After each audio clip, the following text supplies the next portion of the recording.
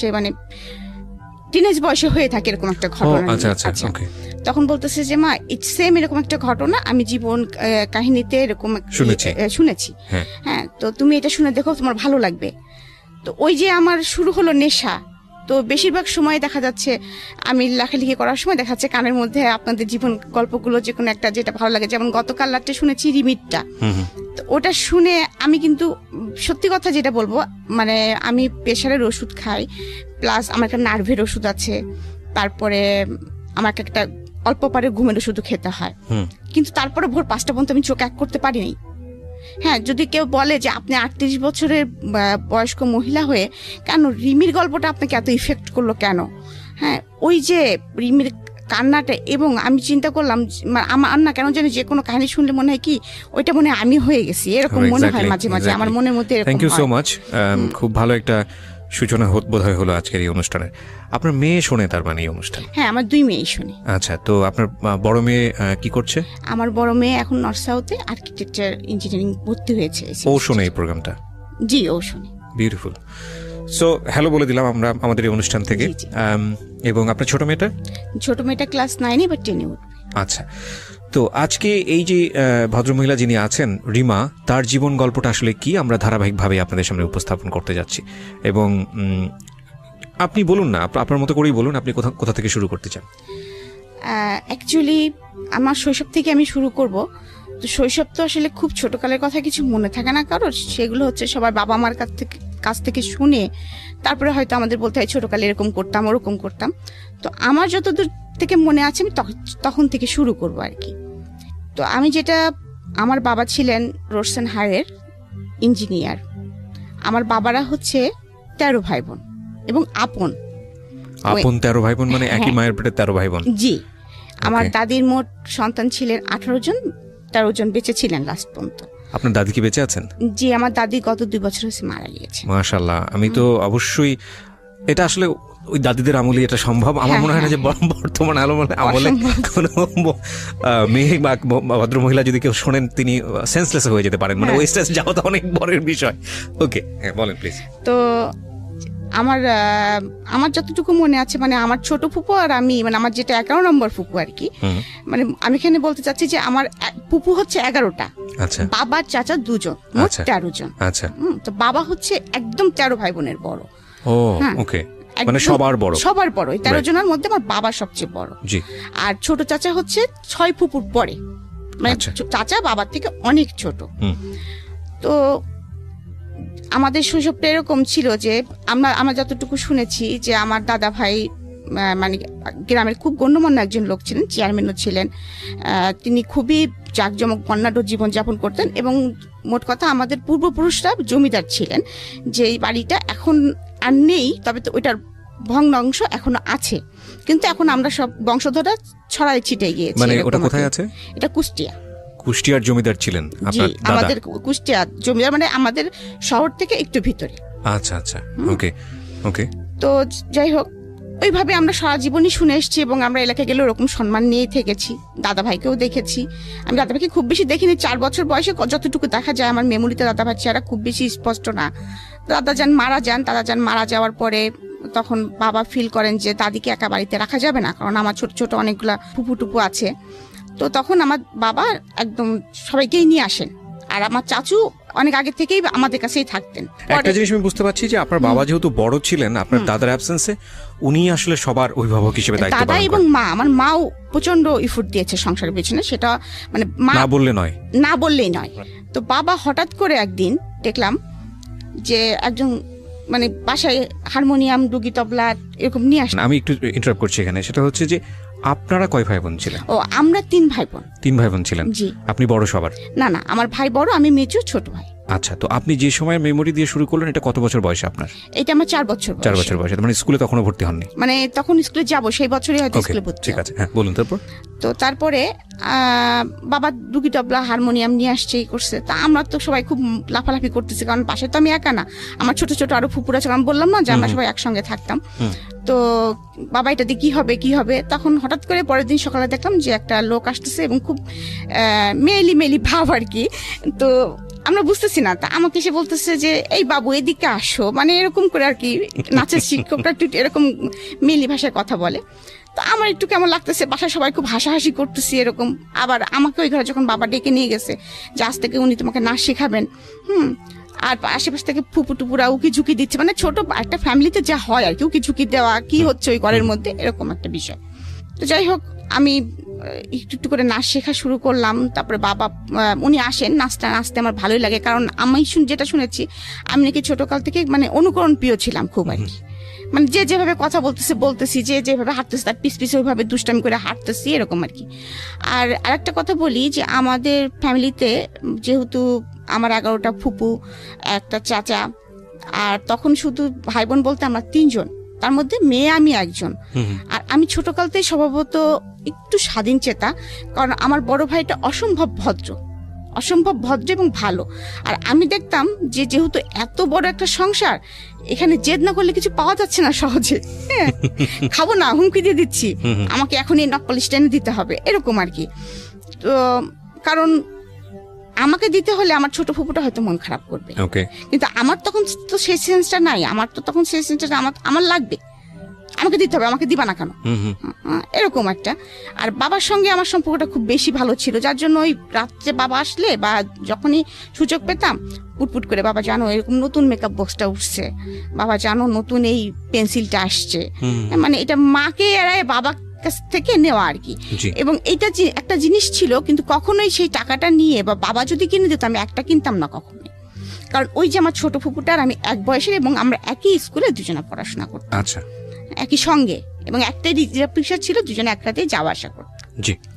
তো নাচ শিখছি এবং নাচ শিখতে শিখতে এক সময় মানে ওইটাই আমার ধ্যান এবং জ্ঞান হয়ে যায়, পড়াশোনাটার পাশাপাশি চলছে। আর সাথে আরেকটা আমার নেশা ছিল, সেটা হচ্ছে বই পড়া। আমি প্রচুর পড়তে পছন্দ করতাম। যেমন ছুটির দিনে আমি নিজে স্বাধীন ঘোষণা করে দিতাম, বাসায় বলতাম আজকে আমাকে খাওয়ার জন্য কেউ তাড়া দিবা না, আমাকে বসার জন্য কেউ তাড়া দিবা না, আমাকে ঘুমানোর জন্য কেউ তাড়া দিবা না, আমি আজকে স্বাধীন, আমি আয়ুব বাচ্চুর গান শুনবো, আমি আজকে সারাদিন গল্প মানে বই পড়বো, এরকম আমার ইচ্ছা আমি সেটা করবো। আমি স্বাধীন হয়ে গেছি মোট কথা। বিকাল হলে তো আমাকে বাসায় পাওয়া যেত না, আমি তো খেলার মাঠে পা হাত পা ছিঁড়ে নিয়ে চলেও এসছি, এরকম ডান পিটে টাইপের ছিলাম আর কি। তো আমাকে নাচ শেখাতে আমার টিচার এটা বুঝে ফেলছিলেন। তো উনার অবদান আমার জীবনে অনেকখানি, মানে উনাকে আমি গুরু হিসেবে সারা জীবন ভক্তি করে যাবো, ততদিন বেঁচে থাকবো, মানে নাচের এই গুরুকে বলছেন। জি, উনি আমাকে আসলেই নিজের মেয়ে বলবো না, মানে আমি তার শিষ্য হিসাবেই উনার মনে হয় সবটুকু আমার মধ্যে ঢেলে দিয়েছিলেন। যাই হোক, নাচ শিখতেছি এক সময় যে সে আমাকে একটা প্রতিযোগিতার কথা বলে, আমার বাবাকে শিশু প্রতিযোগিতা বলে যেটাকে। তো আমি করতাম বেসিক্যালি ক্লাসিক্যালের আবার 4টা পার্ট, তার মধ্যে হচ্ছে আমি করতাম কথক। জি। তো আমি ফার্স্ট যখন এরকম পার্টিসিপেট করলাম, তো সেবার আমি কিছু মানে মোটামুটি জেলা পর্যন্ত আসছি, বিভাগ পর্যন্ত আসছি, ঢাকায় এসে আমি কোনো প্লেস করতে পারি নাই। আচ্ছা, মনটা অনেক খারাপ হয়েছে, স্বভাবতই ছোট বাচ্চা মানুষ কান্নাকাটি তো করবোই, কান্নাকাটি করছি। তো আমাকে উনি সবসময় ইন্সপিরেশন দিয়ে যেতেন, বলতেন না তুমি বেটার করবা, আসলে তুমি তো ঢাকাতে শেখো না, মফস্বলের নাম শুনলে ওরা একটু নাক সিটকায় আর কি, এরকম করে আমাকে অনেক কিছু বলতেন। তো যাই হোক, পরে আবার তার পরের বছর আসলাম, সেটা হলো শিক্ষা প্রতিযোগিতা, এটা স্কুল ভিত্তিক, স্কুল থেকে আসতে হয়, স্কুল থেকে নাম লেখাতে হয়। তো সেবার যখন আসলাম, তো সেবার আসার পরে আমি আমাদের জেলাতে তো আমি ফার্স্ট হলাম, বিভাগে এসে আমি সেকেন্ড হলাম। আচ্ছা, সেকেন্ড হলাম। প্রত্যেক বিভাগের ফার্স্ট যারা তারা আসবে, সেবার হঠাৎ করে আবার নিয়ম হলো যে ফার্স্ট সেকেন্ড 2 জন আসবে। আচ্ছা, তো আমার বাবা আমাকে কিছুতেই নিয়ে আসবে না। তো বাবা বলছে আমার তো অফিস থেকে সময় বের করা খুব টাফ। তারপরেও বাবা আমার জোড়াজুড়ি দেখে এবং স্যারের জোড়াজুড়ি দেখে বাবা আমাকে নিয়ে আসলেন। তো আমার মনে আছে যখন আমি আসলাম, তখন আমি নাচ তো আমি তুলেছি, ক্লাসিক্যালটা তুলেছি, তোলার পরে তারপরে যখন আমি রিহার্সেল করতাম, আমার একবার নাচার পরে কি 2বার নাচার পরে আমার মনে করেন জামা চেঞ্জ করতে হতো, এমন অবস্থা, মানে ঘেমে যেতাম। আমাদের ক্লাসিক্যাল তো কত্থক নৃত্য, তো আমাদের কিছু কয়েকটা ওয়ে থাকে, সালামি দিতে হবে, মানে কয়েকটা নাচের কয়েকটা পার্ট থাকে যেগুলো থাকতেই হবে। তো উনি আমাকে প্রথমেই যখন দিলেন, আমি স্টেজে ঢুকবই ঘুরতে রাউন্ড দিতে, এবং এই রাউন্ডটা ছিল 34টা রাউন্ড। কতগুলো? 34টা। একটা স্টেজ কভার করে যখন ঘুরতে ঘুরতে ঘুরতে ঘুরতে ঘুরতে ঘুরতে ঘুরতে জাস্ট মাঝখানে এসে আমাকে দাঁড়াতে হবে। ওকে, মাঝখানে এসে আমাকে এভাবে দাঁড়ায় পড়তে হবে জাস্ট। ওকে, হ্যাঁ, তো এই 34টা ঘুরলেই পরে ব্যালেন্স ঠিক রাখা কিন্তু অনেক চাপ। আমাদের তো দুটো ঘুরলে মোটামুটি পড়ে যাওয়ার মতো অবস্থা। আমাদের তো আমি 4 বছর বয়স থেকে ক্লাসিক্যাল করতেছি, অভ্যস্ত হয়ে গেছে, প্র্যাকটিস হয়ে গেছে। অনেক কঠিন একটা মানে নাচ, যখন ওই বয়সে আমার করার কথা না, উনি তুলে দিলেন আমাকে। তো আমার মনে আছে আমাদের বিচারক ছিলেন শিবলি, তারপরে নিপা, শিবলি মোহাম্মদ, হ্যাঁ হ্যাঁ, আর সাথে আরেকজন ছিলেন, তার নামটা আমি মনে করতে পারতেছি না এই মুহূর্তে। তো যাই হোক, 3 জন বিচারক ছিলেন। যখন আমি নাচটা শেষ করলাম তখন আমাকে বলল, বাবু তোমার সাথে কে এসেছে? তো আমি বললাম যে আমার সঙ্গে বাবা এসেছে, মা এসেছে। বাবাকে ডাকো। তখন তো আমাদের ক্যাসেট প্লেয়ার ছিল, ক্যাসেট প্লেয়ারের যুগ আর কি। তো আমার বাবাকে ডাকলেন, ডাকার পরে কি বলবো, আমার গুরুজি আর কি বলবো, শিবলি মোহাম্মদ, হ্যাঁ মোহাম্মদ, উনি বললেন ও এত ভালো নেচেছে আর এত সুন্দর পায়ের কাজ, আর সেকেন্ডলি ওর পায়ের কাজ আর ওর হচ্ছে আর্ট। তো আমরা বাধ্য হয়েছি যে মানে নিপাকে বলেছি তুই ওর পা দেখ, আমি ওর আর্ট দেখি। মানে একবারে 2টা জিনিস আমরা ফলো করতে পারিনি। আমার বাবাকে এটা বললেন এবং বাবাকে অনুরোধ করলেন যে আপনি নাচটা ছাড়াবেন না আপনার মেয়েকে। সে তার পাটা খুব মানে ক্লাসিক্যালের জন্য যেটা দরকার, তার পায়ের কাজটা অসাধারণ। ওকে, চমৎকার। আমরা এখান থেকে একটা বিরতি নিতে চাই প্রিয় শ্রোতা। আপনারা শুনছেন মিস্টার ম্যাঙ্গো ক্যান্ডি প্রেজেন্টস জীবন গল্প। আপনারা বুঝতেই পাচ্ছেন যে আজকে রিমার যে জীবন গল্পটা, সেটা খুব হ্যাপি স্টার্টিং এবং খুব চমৎকার একটা ফ্যামিলিতে তার বড় হওয়া। চমৎকার বলছি এই কারণে যে আমাদের আজকের সময়ে এই শহরের জীবনে, অন্তত শহরের জীবনে কিংবা গ্রামীণ জীবনেও বোধহয় খুব একটা যৌথ পরিবার দেখা যায় না, এবং এতটা ভাই বোনের পরিবার খুবই বিরল। যৌথ পরিবারে বড় হওয়ার একটা মজা হচ্ছে যে সুখ দুঃখ আনন্দ ওখানে খুব হইচই করে ভাগাভাগি করা যায়। প্রাইজ দিলেন এবং আমাকে, আমার মনে আছে অনেকগুলি বই দেওয়া হলো। হ্যাঁ, মানে অনেক, মানে কি মিনিমাম 22-23টা, মানে এত বড় একটা বই আমি ছোট মানুষ টেনে আনতে পারছিলাম না। আর আমি একেতেই ছোট মানুষ, আর দেখতে শুনতে তো এমনিই ছোট মানুষ, কারণ আমি লম্বা হই নাই, তারপরে মানে সেই কমপ্লেন খাই নাই, তুই বেড়ে উঠি নাই। হ্যাঁ, তো এরকম একটা অবস্থা। যাই হোক, আরো শুকনা ছিলাম তখন। তো আমি স্টেজ থেকে টেনে আনতে পারতেছি না, এটা খুব একটা হাস্যকর ব্যাপার হয়ে যাচ্ছে সবার কাছে। আমার যাই হোক, বাবা আমাকে হেল্প করতেছে, করতেছে। তারপরে তো আমি রূপার মেডেল পেয়েছি, এটাও একটা খুব মানে মজার বিষয়। যখন এলাকাতে গেলাম সম্মাননা হলো, তো এভাবে চলতেছে, আমি নাচ শিখতেছি। তো তখন থেকে আমার শুরু হয়ে গেল মনের ভিতরে একটা, মানে তখন তো ক্লাস 8-এ 9-এ উঠেছি কেবল, তো তখন তো আমি একটু একটু বুঝি। তখন কিন্তু আমার একটা মানুষের একটা এম থাকে কিন্তু, যে আমি এই লাইন ধরবো, বা আমি ইঞ্জিনিয়ার হব, বা ডাক্তার হব, বা আমি যাই কিছু একটা হব, আমাকে জীবনে তো কিছু একটা হতে হবে। কারণ আমি দেখে এসেছি ছোটকাল থেকে যে আমার ফ্যামিলিতে আমার চাচু এস্টাবলিশড, খুব ভালো পর্যায়ে আছে, সে জয়েন্ট সেক্রেটারি, এখন হচ্ছে অতিরিক্ত সচিব। আচ্ছা। তো তখন প্রথম যখন ম্যাজিস্ট্রেট হিসেবে সে জয়েন করেছিল, তখন প্রশাসন লাইনে ছিল সে। বাবাকে দেখেছি, বাবা ইঞ্জিনিয়ার। তারপরে আরো ফ্যামিলি আনুষঙ্গিক ফুপা টুপো সব মিলাই মোটামুটি একটা নাইস একটা ইয়া। এদিকে কিন্তু একটা বিষয় আমি আপনাদেরকে আর কি অবগত করতে চাচ্ছি, যে আমি নাচ শিখছি বলে খুব স্মুথ ভাবে শিখছি এটাও কিন্তু না। কারণ যতই হোক আমরা Bengali family, conservative family, secondly conservative, secondly যৌথ ফ্যামিলি, তারপরে আরেকটা বিষয় আছে মফস্বলে বাস করি। রাইট, মফস্বলে বাস করি। আর আমাদের যেহেতু যৌথ ফ্যামিলি, সেহেতু মানে 12 রকম মানুষ, 12 রকম মন, 12 রকম কথা। জি। তো এরকম চলতেছে। তা আমার কিন্তু মনের ভিতরে আমার একটা স্বপ্ন, মানে আমার নাচ মানে একটা স্বপ্ন হয়ে গেছে। তো চাচু তখন এই কয়দিনে কি ঘটে গেছে সেটার জন্য চাচু এসে, আর আমার অভ্যাস ছিল চাচুর পিস ঘোরা, আর চাচুর ঘাড়ে চড়ার অভ্যাস ছিল খুব বেশি।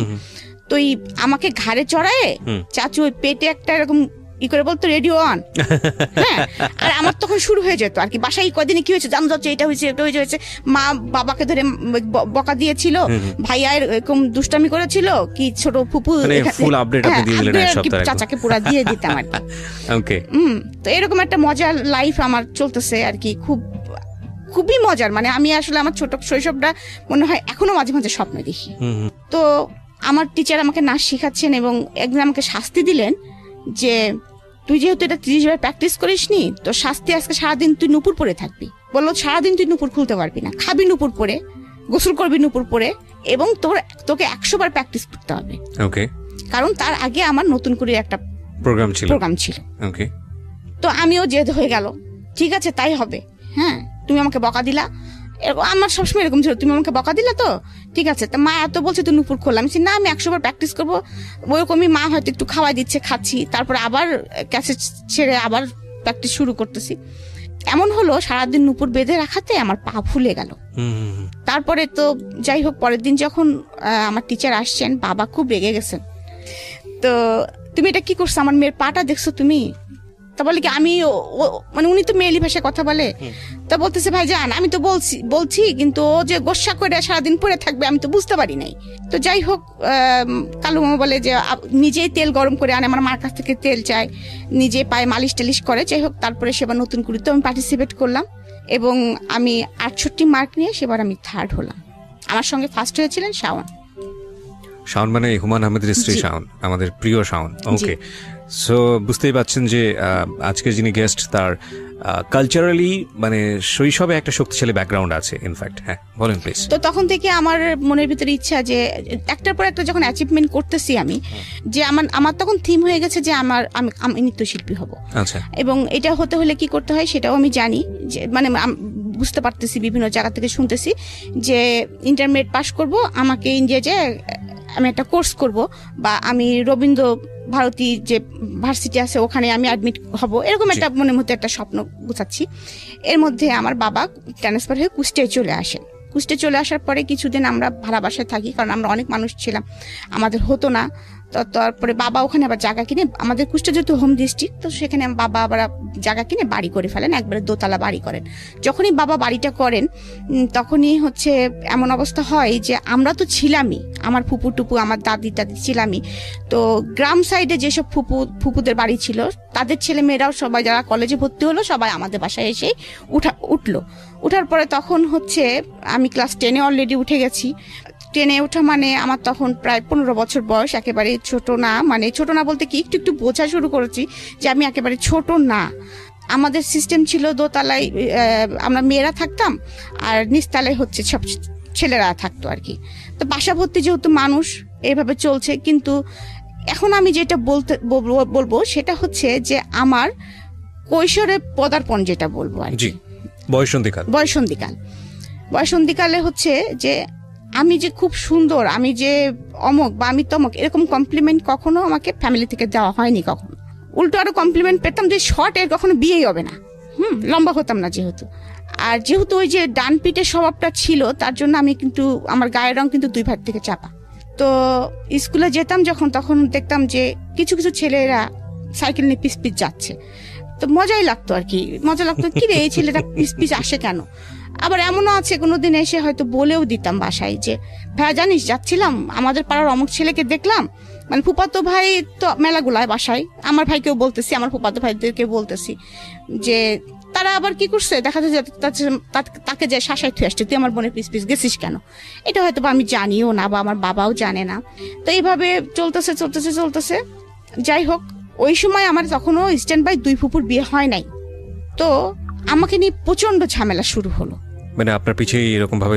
হ্যাঁ, আমার পিছনে এ পাড়ার ছেলে লেগে গেল, ও পাড়ার ছেলে লেগে গেল, কেউ মানে বাসায় ফোন করে, কেউ ডিস্টার্ব করে, মানে স্কুলে তো ডিস্টার্ব করে, চিঠিপত্র তো দেয়। আর আমি আবার এখানে একটা বোকামি, এখন মনে হয় যে বোকামি করেছি, যে আমি আবার তাদেরকে পিটাইতাম। মানে বললো রাস্তার মধ্যে একটা প্রস্তাব দিল, এই চিঠিটা নাও, আমি জুতা পিটা করে চলে আসছি, দেখা যাচ্ছে যে বদমাইশ তোর চিঠি নেবো কিসের জন্য। হ্যাঁ, তারপরে দেখা যাচ্ছে আবার বাসায় এসে আবার নালিশ করলাম, আমার ভাইরা যে আবার তাদেরকে পিটনে দিল, আবার এই পাড়ার ছেলে হলো ও পাড়ার ছেলের সাথে মারামারি লেগে গেল, মানে এরকম মানে সিচুয়েশনটা তৈরি হয়ে গেল। অনেক সময় ফোন করে বাবাকে হুমকি দিত যে আপনার মেয়েকে তুলে নিয়ে যান, কি করবেন দেখি, ও যে আমাদের পিটাইলো মারাইলো, হ্যাঁ আপনারা যে কাজটা করলেন বাবা হয়তো জানেও না। সেকেন্ডলি আর একটা বিষয় লক্ষ্য করা গেল ফ্যামিলিতে, সেটা হচ্ছে এখন বুঝি যে আমি যেহেতু খুব আদরের ছিলাম, একটা মেয়ে ছিলাম, তো আমার বাবা চাচার মিলে আমি একটা মেয়ে, এবং এভাবে মানুষ হচ্ছে দেখে হয়তোবা আমার কিছু কিছু ফুপুদের মধ্যে গ্রো করা শুরু করলো। তাদের তো সবার ছেলে আছে, আমাদের বাসায় লেখাপড়া করে, কারোর সঙ্গে বাই চান্স যদি আমার কোনো ভাব হয়ে যায় তাহলে তো বাবা না করতে পারবে না। ওকে, আমরা এরকম একটা কমপ্লেক্স সিচুয়েশন থেকে একটা ছোট্ট বিরতি নিতে চাই প্রিয় শ্রোতা, সেকেন্ড বারের মতো। আপনারা শুনছেন মিস্টার ম্যাঙ্গো ক্যান্ডি প্রেজেন্স জীবন গল্প, আমি আরজি কিবরিয়া আপনার সঙ্গে রয়েছি। প্রিয় শ্রোতা, আপনাদের সবার জন্য একটা বিশেষ সেগমেন্ট যুক্ত হলো আজকে থেকে মিস্টার ম্যাঙ্গো ক্যান্ডি প্রেজেন্স জীবন গল্পে। সেটা হচ্ছে এখন থেকে অনুষ্ঠান চলার কালীন সময়ে আমি আপনাদের সঙ্গে ইউটিউবে চ্যাট করব, এবং সেটা হবে আমার ইউটিউব চ্যানেলে। যারা এই মুহূর্তে আমাকে শুনতে পাচ্ছেন ঠিক রাত 12টায়, আমি আবারও বলছি ঠিক রাত 12টায় আমার চ্যানেল থেকে এই আজকের অনুষ্ঠানের ভিডিও ফুটেজ ওখানে প্রিমিয়ার করা হবে, এবং সেটা হবে লাইভ আকারে। সো আপনারা যারা আমাদের এই অনুষ্ঠানে শুনছেন, যারা সরাসরি গেস্টের সঙ্গে কথা বলতে চান কিংবা আমার সঙ্গে কথা বলতে চান, চলে আসুন আমার ইউটিউব চ্যানেলে। অনুষ্ঠান চলাকালীন সময়ে আমি আপনাদের যত রকমের কোয়ারি আছে, যা রকমের মন্তব্য আছে, সবকিছু পড়বো এবং আমি রিপ্লাই দিব ওখানে। আমার ইউটিউবের ঠিকানা হচ্ছে www.youtube.com/rjkibriya.fm। আমি আবারও বলছি www.youtube.com/rjkibriya। আমাকে একদিন ডেকে বললেন যে মা, তুমি কারোর সঙ্গে এত ক্লোজ হয়ে না, তুমি তো সবার সঙ্গে খুব বেশি মেশো, হ্যাঁ, তুমি একটা জিনিস মনে রাখবা যে তোমার নিজের ভাইয়া ছাড়া এখানে তোমার কেউ আপন ভাইয়া না। আর তুমি যদি রাস্তার একটা ছেলে ধরে নিয়ে আসো মা, সেটা আমি মেনে নিব, কিন্তু তুমি যদি আমার কোনো আত্মীয়তার সঙ্গে আত্মীয়তা করো, তাহলে আমি সেটা মেনে নিব না। কারণ তুমি এখন বড় হয়েছো মা, তোমাকে এই কথাটা আমার বলা প্রয়োজন। কারণ আমি জানি তুমি তোমার মার সঙ্গে, আমি মার সঙ্গে কখনোই তেমন ফিল ছিলাম না, এখন ফিল করি যে মা কি জিনিস। হ্যাঁ, তখন কিন্তু হয়েছে কি, মা তো সারাদিন কাজে ব্যস্ত থাকতো, মার কাছে বকাটাই খেতাম বেশি আর কি। ওই জন্য মাকে ভালো লাগতো না, বাবা তো আদর দিত, বাবাকেই ভালো লাগতো আর কি, যেটা স্বাভাবিক যেটা হয় আর কি। তখন মা হচ্ছে ভিলেনের রোলটা পালন করতেছে আর কি, কারণ মা শাসন করেন। হ্যাঁ, তো তখন আমি হচ্ছে এমনকি আমি রাগ হলে, মার উপরে রাগ হলে মাকে বলতাম তুমি আমার মা না, তুমি আমার খালা। এমনকি একদিন ফকির আসছে, আমার আবার খুব ফকিরের ভিক্ষা দেওয়ার স্বভাব ছিল। রাস্তায় আপনার মানে কোনো রিক্সাওয়ালাকে দেখলে, মানে একটু বুড়ো মতো রিক্সাওয়ালা দেখলে ব্যাগে যা থাকতো দিয়ে দিতাম। মানে আমার এখনো সেই স্বভাবটা আছে, যার জন্য আমি অনেক বকাও খাই, এখনো সেই স্বভাবটা আমার আছে। তো যাই হোক, এরকম একটু মায়া দয়াপূর্ণ লোক ছিল, মানুষ ছিলেন, যেমন যেদি ছিলাম অপরদিকে এই দিকটা ছিল আর কি। তো যাই হোক, এর মধ্যে আমার ফ্যামিলিতে খুব এটা নিয়ে খুব হইচই চলতেছে। বাবা ট্যাকেল দেওয়ার চেষ্টা করতেছে, পারতেছে না। এদিকে ফুপুরা বলে কি, আমার ছেলে তো এরকম ভালো পাস করতেছে, আমার ছেলের সাথে বিয়ে দিয়ে দাও। ও বলে যে না ঠিক আছে মিয়া ভাই, নাচটা বন্ধ করে দাও, এরকম। আবার বিভিন্ন জায়গাতে বিয়ের প্রস্তাব আসে, এদিকে আবার হুমকি আসে। ইন্ডিপেন্ডেন্ট টাইম একদিন, আমি তখন ফার্স্ট ইয়ারে পড়ি, তো আমি রিক্সায় করে আসতেছি। Honours first year? হ্যাঁ, অনার্স না, আমি ইন্টারমিডিয়েট ফার্স্ট ইয়ার। হ্যাঁ, তখন অনলি আমার 16 বছরে পা দিয়েছি আমি। তো আমি কুষ্টিয়া সরকারি কলেজে পড়তাম। জি। তো আমি কলেজ থেকে আসতেছি দুপুরের টাইম, একটু নিরিবিলি, 3:30 বাজতো আমাদের ক্লাস শেষ হতে হতে। আমার ছোট ফুপুর আমি একসঙ্গে যেতাম। তো সেদিন ছোট ফুপু আর জাননি কি কারণে, যে কোনো কারণে হোক। তো হঠাৎ করে আমরা পিছনে একটা ছেলে ঘুরতো, এরকম, আমি নামটা এখন বলতে চাচ্ছি না। তাকে দেখে যে আমার কখনো ভালো লাগেনি, এটা কিন্তু বললে মিথ্যা কথা বলা হবে। মানে আমি তাহলে আপনি পুরো গল্পটাই আসলে শুনতে চাই। গল্পটা বলি এরকম, সেই ছেলেটা আমার সাথে পড়তো জেলা স্কুলে। আচ্ছা, একই ক্লাসমেট, একই পাড়ায় বাড়ি, পাশাপাশি বাড়ি আমাদের। হ্যাঁ, তো ওরা অনেকগুলি ভাই, তো আমাদের সাথে সম্পর্ক ছিল খুব ফ্যামিলিগত আর কি। হ্যাঁ, তো ও যখন আমাদের তখন আমরা তো অবজেক্টিভের যুগে পাশ করা, অনুপম নামে একটা গাইড ছিল। হ্যাঁ, তো একদিন আমাকে বলতেছে রিমা তোর কাছে অনুপম গাইড আছে? তাই আমি বললাম যে হ্যাঁ আমি ওটা কিনেছি। হ্যাঁ, তো আমার কাছে ওই গাইডটা নিয়ে যাওয়ার পরে 2 দিন পরে গাইডটা যখন ফেরত দিল, আমাদের একটা চিঠি দিল। তো চিঠিটা দেওয়ার পরে চিঠিটা পড়লাম, আমি তো চিঠি তো আর একা পড়ি নেই, চিঠিটা মানে বইটা খুলতে যে চিঠি পড়লে এর মধ্যে একটা জিনিস আছে, দেখিস পাড়ার ছেলে। কিন্তু আমি আমার ছোট ফুপু তো একদম বান্ধবী। হ্যাঁ, ফুপু দেখ, মানে তার নামটাই আর কি বলে ফেলতে যাচ্ছিলাম আর কি। তো ও আমাকে এরকম চিঠি দিয়েছে, দেখি কি লিখেছে, যখন ওই বয়সে যেটা হয় আর কি। 2টা চিঠি দিয়েছে, তার মধ্যে আবার আর্টও করেছে, 2টা পায়রা একটা লাভ নিয়ে উঠে চলে যাচ্ছে আর কি, এরকম কিছু আর কি। হ্যাঁ, তো ভালোবাসা না ভালো লাগা না, কিন্তু বিষয়টা হচ্ছে পেটের মধ্যে প্রজাপতি কিন্তু উঠতেছে, মানে একটু ভালো লাগা তো তখন বুঝি আর কি। যাই হোক, তখন ওই পর্যন্ত তো আমি তখন ওকে বলতেছি কি, তো একদিন আমাকে জিজ্ঞেস কর, মানে ওই ছেলেটা সরাসরি আমাকে জিজ্ঞেস করে। যাই হোক, সবসময় তো মাঠে খেলাধুলা হচ্ছে, দেখা সাক্ষাৎ হচ্ছে। তখন বলতেছে কি, তোকে চিঠি দিছিলাম, চিঠিটার উত্তর দিলি না। তা আমি বললাম, চিঠির উত্তর দিয়ে কি তুই জুতার বাড়ি খাবি? ভাই শুনলে তোরা কি করবে তো জানিস? মানে ওর বড় ভাই আর আমার বড় ভাই আবার একদম জানে দোস্ত। হ্যাঁ, তখন আমি বলতেছি কি, ভাই শুনলে তোকে কি করবে জানিস? আমি লিটন ভাইকেও বলে দিবে কথা, আমার ভাইকেও বলে দিবে এই কথা। তখন ও বেচারি আমার পিছনে এরকম ঘুরতেছে, আমি কোনো পাত্তা দিচ্ছি না, কিন্তু ভালো লাগাটা কিন্তু আমার ভিতরে আমার একটু আছে যে ভালো লাগতেছে। ও যখন পিছন পিছন ঘুরে বা আমার বাসার সামনে দিয়ে যায় যখন, তখন কিন্তু আমি ছাদে উঠি, দেখি যাচ্ছে, এরকম আর কি। মানে আপনার ভিতরে একটু ভালো লাগে কিন্তু আপনি সেটা বুঝতে দেন না। হ্যাঁ, বুঝতে দেয় না, কিন্তু ওই ভালো লাগাটা কি ভালোবাসা আমি এটা তখনও বুঝি নাই। আচ্ছা, ইন্টারমিডিয়েট ফার্স্ট ইয়ার। হ্যাঁ, ইন্টারমিডিয়েট ফার্স্ট ইয়ার, বুঝতেছি না এই বিষয়ে কোনো, তখন তো মোবাইলের যুগও না, কিছুই না, তখনকার যুগটাই ছিল তো এরকম যে একটু চোখে দেখা দেখি হলো, একটু গোপনে হয়তো একটু বাগানে আগানে যারা একটু কথা হলো, এই তোমার এই চিঠিটা এই টাইপের আর কি পরিবেশ শুরু হয় না। তারপরে আমরা যৌথ ফ্যামিলিতে বিলং করি, রাস্তাতে হাঁটতে গেলেও দেখাচ্ছে কোনো না কোনো ভাইয়ের সাথে দেখা হয়ে গেছে, একটু কার সাথে কথা বলছিলি, এরকম একটা অবস্থা। তো আমাদের তো কোনো রকম স্বাধীনভাবে কোনো কিছু করার মতো পরিস্থিতি নাই। তো যাই হোক, এরকম পরিস্থিতি চলতেছে, এইদিকে আবার আমার হঠাৎ করে বাসার মধ্যে এরকম চলতেছে। হঠাৎ করে ওই ছেলেটা ভালো ছিল লেখাপড়ায়, কি হয়েছে কোনো সঙ্গ দোষে বা কোনো কিছু কারণে একটু খারাপ হয়ে যায় মানে শুনতাম আর কি, নেশা টেশা করে। আমি যখন ম্যাট্রিক পরীক্ষা দিয়েছিলাম তখন ওরা ম্যাট্রিক পরীক্ষা দেওয়ার কথা ছিল, কিন্তু দেয়নি। এনিহাউ সে কেন কারণে দেয়নি, তো যাই হোক, কিন্তু আমার পিছনে ঘুরতোই। তা আমি মাঝে মাঝে বলতাম যে তুমি ম্যাট্রিক পরীক্ষা দিলা না, তুমি করলা না, তা তুমি হচ্ছে আমার পিছনে ঘুরো কি করে, তুমি তো এখন আমার জুনিয়র হয়ে গেছো। তো এই কথাগুলো কিন্তু মার কানে বাবার কানে প্রতিনিয়ত যাইতো, যে আমাকে এরকম খুব ডিস্টার্ব করতো। এবং আমি তখন কিন্তু অলরেডি বোধ বুদ্ধি হয়ে গেছে যে না, এরকম করা যাবে না।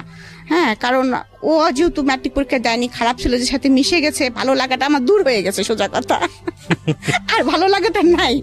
তো তখন একদিন আমার মা ওকে যে বলতেছে যে তুমি যে ওকে এরকম হুমকি দামকি দিচ্ছ, তুমি কি জানো বাবা, তুমি যে এমনি তোমাদের সাথে আমাদের খুব ভালো একটা সম্পর্ক, সেকেন্ডলি তোমার সাথে আমার মেয়ে বেদি, তুমি কি পারবা, তুমি ওর থেকে ছোট ক্লাস, তুমি লেখাপড়া করনি, তারপরে তুমি যে মস্তানি হস্তানি করে বেড়াও, আর আমার মেয়ে জুতা কয়টা আর কতগুলো জামা তুমি জানো, ও কতগুলো জুতা পরে, কতগুলো জামা পরে, ও কোনো জামার সাথে ম্যাচিং করে ছাড়া জুতা স্যান্ডেল জামা পরে না, তুমি তো এগুলো পারবা না বাবা, তুমি খালি খালি খামাখাওকে কেন ডিস্টার্ব করতেছো, ও তুমি অ্যাফোর্ড করতে পারবা না।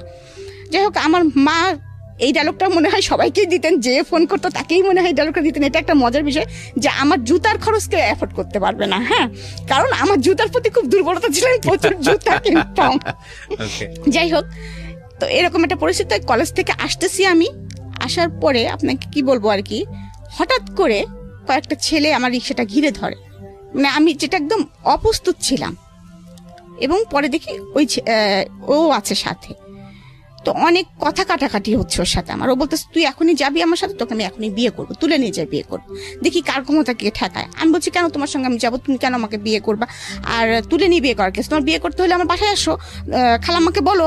হ্যাঁ, এরকম বলতেছি যে, আর আমি তো এখন বিয়ে করবোই না, অসম্ভব, আমার সামনে ইন্টারমিডিয়েট পরীক্ষা, আমার একটা লাইফ পড়ে আছে, আমি তখন বিয়ে করবোই না, তুমি তো বললে হবে না, আর আমি তোমাকে কোনোদিনও বলিনি যে আমি তোমাকে ভালোবাসি বা এরকম, তুমি আমাকে বলেছো, আমি কিছুই বলিনি তোমাকে, তুমি তো আমাকে ভেবে ফোর্স করতে পারো না। ওর সঙ্গে আমার খুব মানে কথা কাটাকাটি হচ্ছে। এর মধ্যেই ও দেখি কি পিছন থেকে একটা পিস্তল বের করে ফেলছে। এখন ওইটা অরিজিনাল কি নকল আই ডোন্ট নো, আমি তখন তো চিনি না পিস্তল। ওইটা আমার সরাসরি মাথায় টাকায় বলতেছে, হয় আজকে তুই মরবি, নাহলে আমি মরবো, যে কোনো একজন মরবে। মানে সেই একদম বাংলা সিনেমা মোটামুটি আর কি, যদিও বাংলা সিনেমা, কিন্তু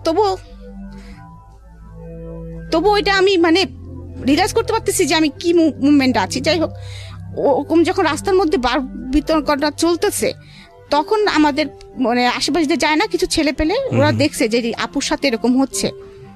তো তারপরে এরকম ওরা আবার আমাদের বাসায় চিনতো, আমাদের বাসায় যে খবর দিয়েছে, বলছে রিমা আপুকে কতগুলো ছেলে এরকম পিস্তল ধরছে এবং তাকে কোথায় যেন নিয়ে যাচ্ছে। তো এই কথা শোনার পরে সঙ্গে সঙ্গে মা তো ভাইয়াকে বলছে, বাসায় হইচই পড়ে গেছে, বাবা বাসায় ছিলেন না। কথা প্রসঙ্গে মা কিন্তু বুঝতে পারছে এটা টিটুরি কাজ হতে পারে। তো মা সঙ্গে সঙ্গে আমার বড় ভাই এবং লিটন মানে বড় ভাই দুজনে বলছে দেখি কোথায় আছে, দাঁড়ান বাকলাম, আপনি টেনশন করেন না, ওরা এত সাহস হয়নি যে এরকম করবে। আর ও কি করেছে, আমাকে নিয়ে যে আমাদের কুষ্টিয়ার একটা বাঁধ আছে, বেরি বাঁধ, আমরা রেণুকের বাঁধ বলি, ওখানে নিয়ে যে আমাকে বসিয়ে রেখেছে যে তোকে আমাকে বিয়ে করতে হবে। তা আমি বললাম কি বাঁধের মধ্যে এসে আমি কি বিয়ে করবো নাকি, তুই আমার এখানে বসায় রাখছিস কি জন্য, হয় হ্যাঁ। তো বলতেছে না, আমার বন্ধুরা গেছে কাজী ডাকতে, আমাকে যেখানে যেতে বলবো ওখানে যাবো, তোর সাথে আমি বিয়ে করবো আজকে। তা আমি চুপচাপ বসে আছি, হাসতেছি মনে মনে, কারণ আমি জানি যে এটা হয়তো বা কখনোই ও পারবে না, কারণ আমার বড় ভাই আছে এবং তার বড় ভাই যেটা আছে শুনলোকে মেরেই ফেলবে, যত মস্তানের হোক না কেন ফ্যামিলিকে একটু সবাই ভয় পায়। তো আমি ওই আধা ঘন্টা মতো এরকম আমাকে বসিয়ে রেখেছে, আমি বসে আছি, কলেজ ড্রেস পরাই ওরকম জামা কাপড় পরাই বসে আছি। তো এর মধ্যে তো ওর ফ্রেন্ড সার্কেল দিয়ে আমার ভাইরা বের করে ফেলেছে যে রিমাকে নিয়ে কোথায় গিয়েছে তোরা একটু আমাদেরকে বল। বড় ভাইরা বললে তো অনেক সময় ছোট ছোট ভাইরা না বলতে পারে না, তখন অনেকেই বলে যে ফ্রেন্ড সার্কেল, ওদের ফ্রেন্ড সার্কেলের মধ্যে বলছে যে হ্যাঁ এরকম একটা প্ল্যান করতেছিল, আজকে রিমাকে ধরবে যদি সুযোগ পায়, তো ওকে মনে হয় যথাসম্ভব রেণুক বাঁধে নিয়ে গিয়েছে, ওখানে মনে হয় বাঁধের বোধে মানে নদীর পাশে বসে আছে মনে হয়। হ্যাঁ, ওকে রাজি করানোর চেষ্টা চলছে। আসলে ভাই এরকম কিছু না, ও যদি চাপে পড়ে হ্যাঁ করে দেয়, মানে এরকম একটা কিছু বলছে আর কি। তো আমার ভাই এবং সেই ওর বড় ভাইও, আমি দূরে থেকে দেখতেছি ওরা হেঁটে আসতেছে। তো আমি তো একদম তখন আরো রিল্যাক্স হয়ে গেছি যে ভাইরা তো আসতেছে, আর ওরা ওদের ভাইদের দেখে পিছন থেকে পিস্তল তখন আর কোনো নাই, তখন পিস্তল সহকারে যার যার মতো সে পাশে দৌড় মারছে আর কি। 2-3টা ফ্রেন্ড ছিল, সে ছিল, তখন আর তার ফুটানি শেষ। যাই হোক, তখন থেকে আমাকে নিয়ে গেল বাসায় নিয়ে যাওয়ার পরে আরো পরিস্থিতি খারাপ হয়ে গেল, বাবার মাথার মধ্যে এই জিনিসটা গেঁথে গেল। হ্যাঁ, একদম গেঁথে গেল, মানে মা তো প্রচন্ড ভীতু হয়ে গেলেন, না জানি এরকম অ্যাক্সিডেন্ট আর একদিন হলে কি হবে, আজকে এই পাশের বাড়ির ছেলে করেছে, আর এক পাড়ার ছেলে করলে কি হবে, আর এক পাড়ার ছেলে কি হলে কি হবে, আমি মেয়েটাকে কিভাবে কি করবো, মান সম্মান, এইদিকে ফ্যামিলিতেও কারোর সাথে যদি আমার মেয়ের সম্পর্কে জড়া যায় তাহলেও আমার প্রবলেম। সবার কথা হচ্ছে রাজ্য সহ রাজকন্যা, আমার মেয়েটাকে কতটুকু তারা ভালো করবে আমি জানি না, হয়তো বা আমার সম্পত্তির দিকেই আসবে, এরকম বাসার মধ্যে বাবা মা খুব দ্বিধা এবং দ্বন্দ্বের মধ্যে আছেন, খুব সমস্যার মধ্যে আছেন। মানে তারা আমাকে নিয়ে, আমি এখন ফিল করি, তখন তো অত কিছু মেশার জানতাম না যে কেন আমাকে বিয়ে দেওয়া হচ্ছে, কি বৃত্তান্ত। এর মধ্যে হঠাৎ করে আমার কলেজ থেকে দেখে আমার বাসায় বিয়ের প্রস্তাব পাঠানো হয়। তো আমার বাবা তখন খুব টেনশন করতেছেন, মা খুব টেনশন করতেছেন, এখন সলিউশন কি। এই টাইমে তোমার নাচটাও বন্ধ হয়ে গেছে, আমি কিন্তু মানসিকভাবে তখন কিন্তু খুবই মানে খারাপ পরিস্থিতির মধ্যে দিয়ে যাচ্ছি, কারণ আমাকে বাসা থেকে বেরোতে দেওয়া হচ্ছে না ওই কারণের পরে। সেকেন্ডলি আমার নাচটা বন্ধ হয়ে গেছে, যেটা আমার অ্যাম্বিশন, মোট কথা যে আমার প্রথম ভালোবাসা, my first love is my নাচ, সেটা আমার বন্ধ হয়ে গেছে, যেটা আমার ধ্যান জ্ঞান যেটাই বলেন। মানে আমার তখন মানসিক পরিস্থিতি খুব খারাপ, একটুতেই চিল্লাপাল্লা করি, বাসায় হইচই করি, মানে অনেক কিছু। তো একদিন এরকম বাবা মাও খুব চিন্তিত এরকম হঠাৎ করে। তো আমি একদিন বলতেছি কি যে বাবা, এইসব থেকে বেরোনো যায় কি করে, তুমি আমাকে অন্য কোথাও পাঠা দিতে পারো না এই শহর থেকে, আমার না ভালো লাগে না, বাসার মধ্যে বন্দি জীবন ভালো লাগে না, আমার নাচ বন্ধ হয়ে গেছে, তুমি কি পারো না আমাকে কোথাও একটু মানে নিয়ে যেতে বাবা, আমার আসলে খুব খারাপ লাগে, আমার নাচতে ইচ্ছে করে। মানে বাসার মধ্যে আমি তখনও কিন্তু নাচি, মাঝে মাঝে মন খারাপ হলে নাচি, কিন্তু আমি তো আর সেভাবে বাইরে পারফর্ম করতে পারছি না, আমি ঢাকায় আসতে পারতাম না, আমার দেখা যাচ্ছে মাসে একটা করে প্রোগ্রাম থাকো, কোনো সময় 3 মাস পরে একটা করে প্রোগ্রাম থাকতো, তো আমি তো আর ঢাকায় আসতে পারতেছি না, আমাকে বাসা থেকে বেরোতে দিচ্ছে না, এদিকে লেখাপড়াটা আমার হচ্ছে না ঠিক মতো।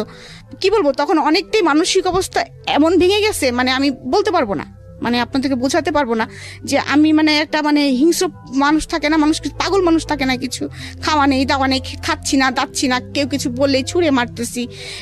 এমনও হয়েছে যে আমার হাতে যে কাটা আছে, ব্লেড দিয়ে হাতও কেটে ফেলছি। বাবাও আসলে পারতেছে না কিছু করতে, বাবাও অনেক সময় কান্না করতেছে, মাও কান্না করতেছে, এরকম পরিস্থিতি বাসায়। তো এর মধ্যে কলেজে একদিন আস্তে আস্তে একটু হওয়ার পরে তো আমার ভাইরা আমাকে সাথে করে নিয়ে যেত আর সাথে করে নিয়ে আসতো, যে কোনো একজন ভাই আমার সঙ্গে থাকতো। প্রিয় শ্রোতা, আমরা এই জায়গাটা একটা বিরতি নেব। চিন্তা করে দেখুন, একটা মেয়ে আমাদের সমাজে বড় হচ্ছে, সে যে শ্রেণীরই হোক না কেন, উনি যেই সোসাইটিতে বিলং করতেন, ওনার যে সার্কামস্ট্যান্সেস, যৌথ পরিবার, এবং যৌথ পরিবারের এরকম একটা মেয়ের দিকে এভাবে হাত বাড়ানো, এটা রিয়েলি টাফ। এবং খুব স্বাভাবিকভাবেই তার ব্যাকআপটা অনেক শক্তিশালী।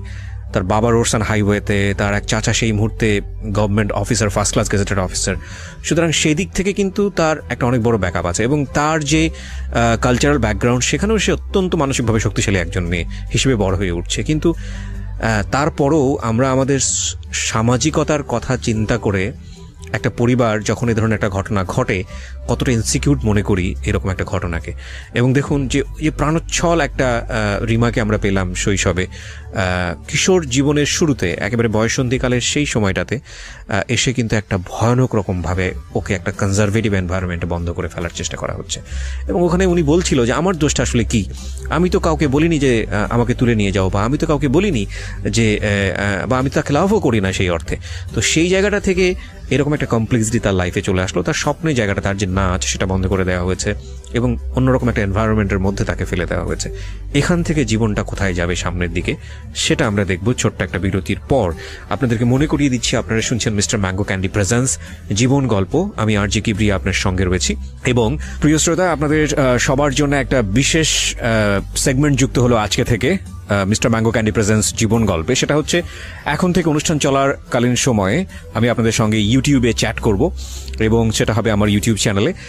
যারা এই মুহূর্তে আমাকে শুনতে পাচ্ছেন ঠিক রাত 12টায়, আমি আবারও বলছি ঠিক রাত 12টায় আমার চ্যানেল থেকে এই আজকের অনুষ্ঠানের ভিডিও ফুটেজ ওখানে প্রিমিয়ার করা হবে এবং সেটা হবে লাইভ আকারে। সো আপনারা যারা আমাদের এই অনুষ্ঠানে শুনছেন, যারা সরাসরি গেস্টের সঙ্গে কথা বলতে চান কিংবা আমার সঙ্গে কথা বলতে চান, চলে আসুন। ঘুমাই গেলে বাবা বুক থেকে আমাকে নামাতেন, মা নাকি মাঝে মাঝে রাগ করে বলতেন ফেলে দাও, অত বড় মেয়ে কি জন্য বুকের উপরে ঘুমায়। আবার বল তোমার আমার বুকের উপরে ঘুমায়, তোমার সমস্যা আছে কোনো? এবং চাচার সাথে সেম এই স্টাইলটাই ছিল। চাচা যখন ভার্সিটি থেকে আসতো, মানে আমি এখনো বলছি যে আমার চাচা আর বাবার মধ্যে আমি কখনো কোনো পার্থক্য দেখি নাই। মানে আমরা 3 ভাই বোনই কখনো পার্থক্য করি নাই। চাচার সাথেও জাস্ট আমার সম্পর্কটা এরকম, মানে দুইজন আমার পার্ট অফ লাইফ এরকম। তো আমার তখন এমন কিন্তু একটু মনের ভিতরে হয়েছে যে আমার চাচা কি পারে না, চাচু কি পারে না আমাকে এখান থেকে বের করে নিয়ে যেতে।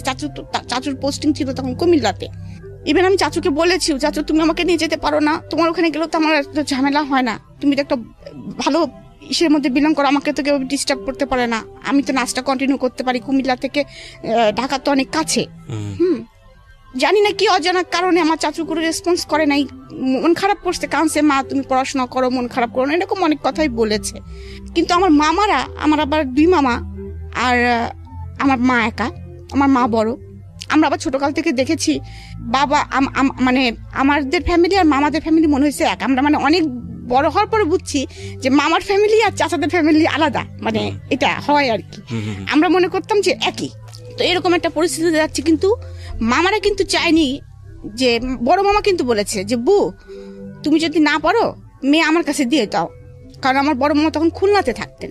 এরকম পরিস্থিতি চলতেছে, কিন্তু বাবা আমাকে কারো কাছে দিতে রাজি না, কারণ আমার মানসিক অবস্থা তখন যেরকম, কারণ আমার এই মানসিক অবস্থাটা তখন অনেকে হয়তো টেক কেয়ার করতে পারবে কিনা, কখন কি অ্যাক্সিডেন্ট করে ফেলি, মানে এটা আমার বাবা বুঝতে পারতেছে না। তো এর মাঝে আমি অ্যাক্সিডেন্ট একটা করিও, সেটা হচ্ছে, তো আমার মনে আছে আমার কাছে 700 টাকা ছিল, আমার কাছে সবসময় টাকা পয়সা থাকতো আর কি, এটা একটা বিষয় ছিল তখনকার সময়। 700 টাকা মানে বেশ কিছু টাকা আর কি। তো আমার কাছে 700 টাকা আছে, আমার পরা আছে একটা লং স্কার্ট আর একটা টি শার্ট, রাত্রে যেটা আমি পরে ঘুমাই। ঘুম থেকে উঠে তখনও বাসায় কেউ কেউ উঠেছে, কেউ কেউ ওঠেনি। তো আমাদের বাসার নিচে একজন দারোয়ান থাকতেন এবং একজন নাইট গার্ড থাকতেন।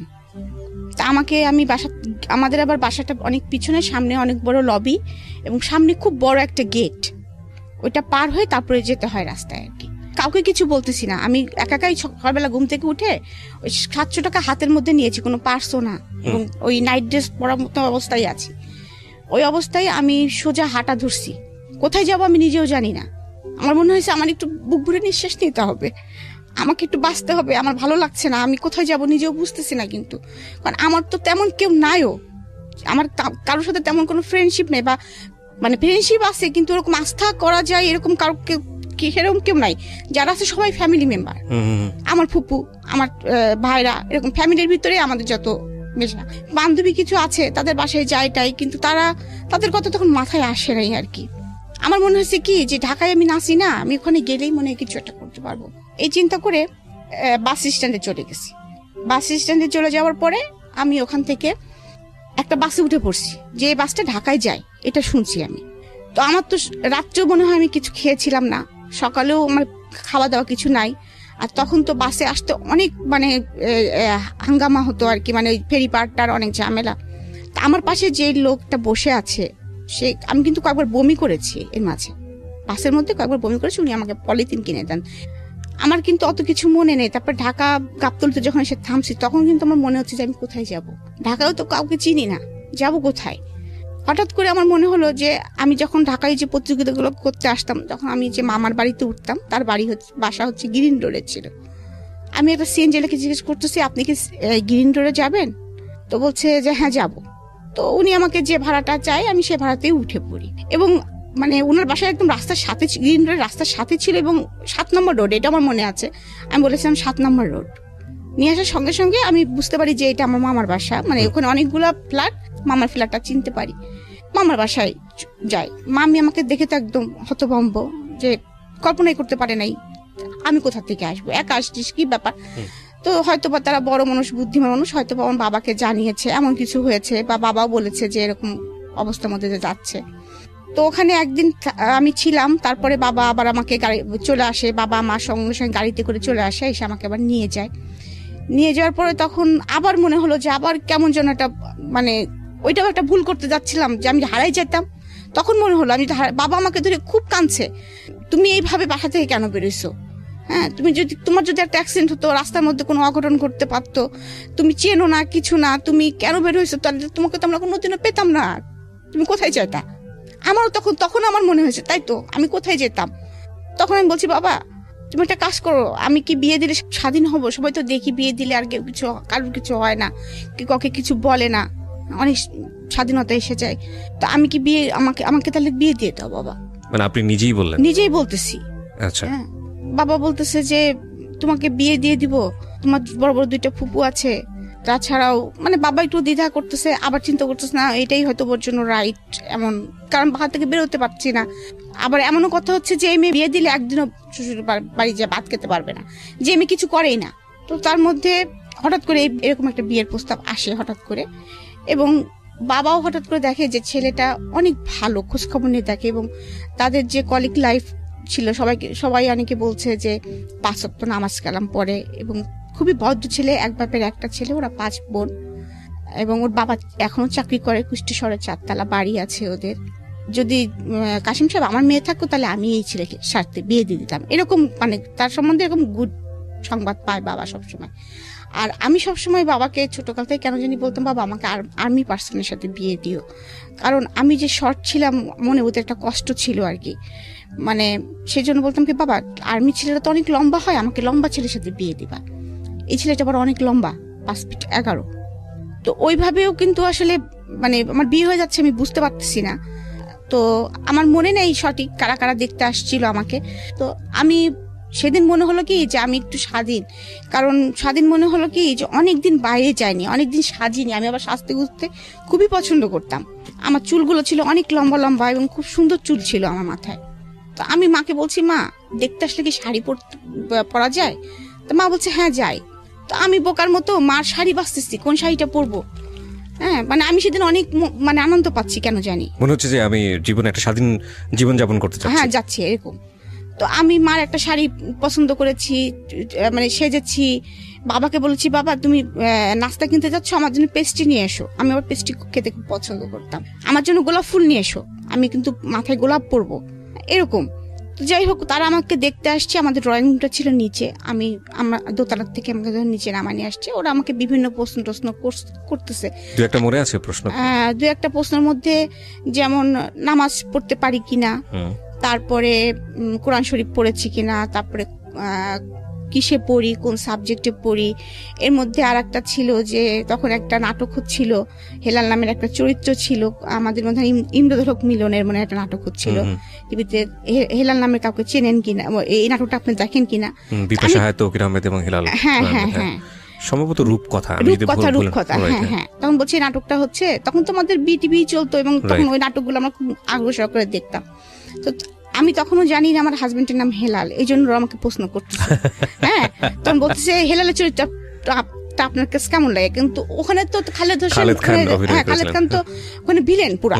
হ্যাঁ, আমি তো বেটা তো বদমাইশের লাঠি, মানে আমি তো সবসময় স্টেট কাট কথা বলি, আমি সরাসরি বলতেছি বেটা তো বদমাইশের লাঠি। হ্যাঁ, এরকম বলতেছি আর কি। তোরা আবার এটা নিয়ে খুব হাসাহাসিও করছে আর কি। যাই হোক, তারপরে আমাকে আমার হাজবেন্ড ঠিকানা লিখতে দিয়েছে। হ্যাঁ, ঠিকানা লিখতে দিয়েছে যে তোমার বাসার ঠিকানা লেখো। আমি আবার ঠিকানা লিখতে যে কুষ্টিয়া বানানটা এস এর ঘুল্লিটা কিভাবে দেয়, মানে একটু হলেও তো ভয় পাচ্ছি, ভুলে গেছি। হ্যাঁ, আমি আমার ফুফাতো ভাই সামনে দাঁড়ায় আছে, জিজ্ঞেস করছি এস কেমন করে লেখে রে। ওদের সামনে জিজ্ঞাসা করতেছি। হ্যাঁ, ও আবার হেসে ফেলছে, তুই এস লিখতে পারছিস না।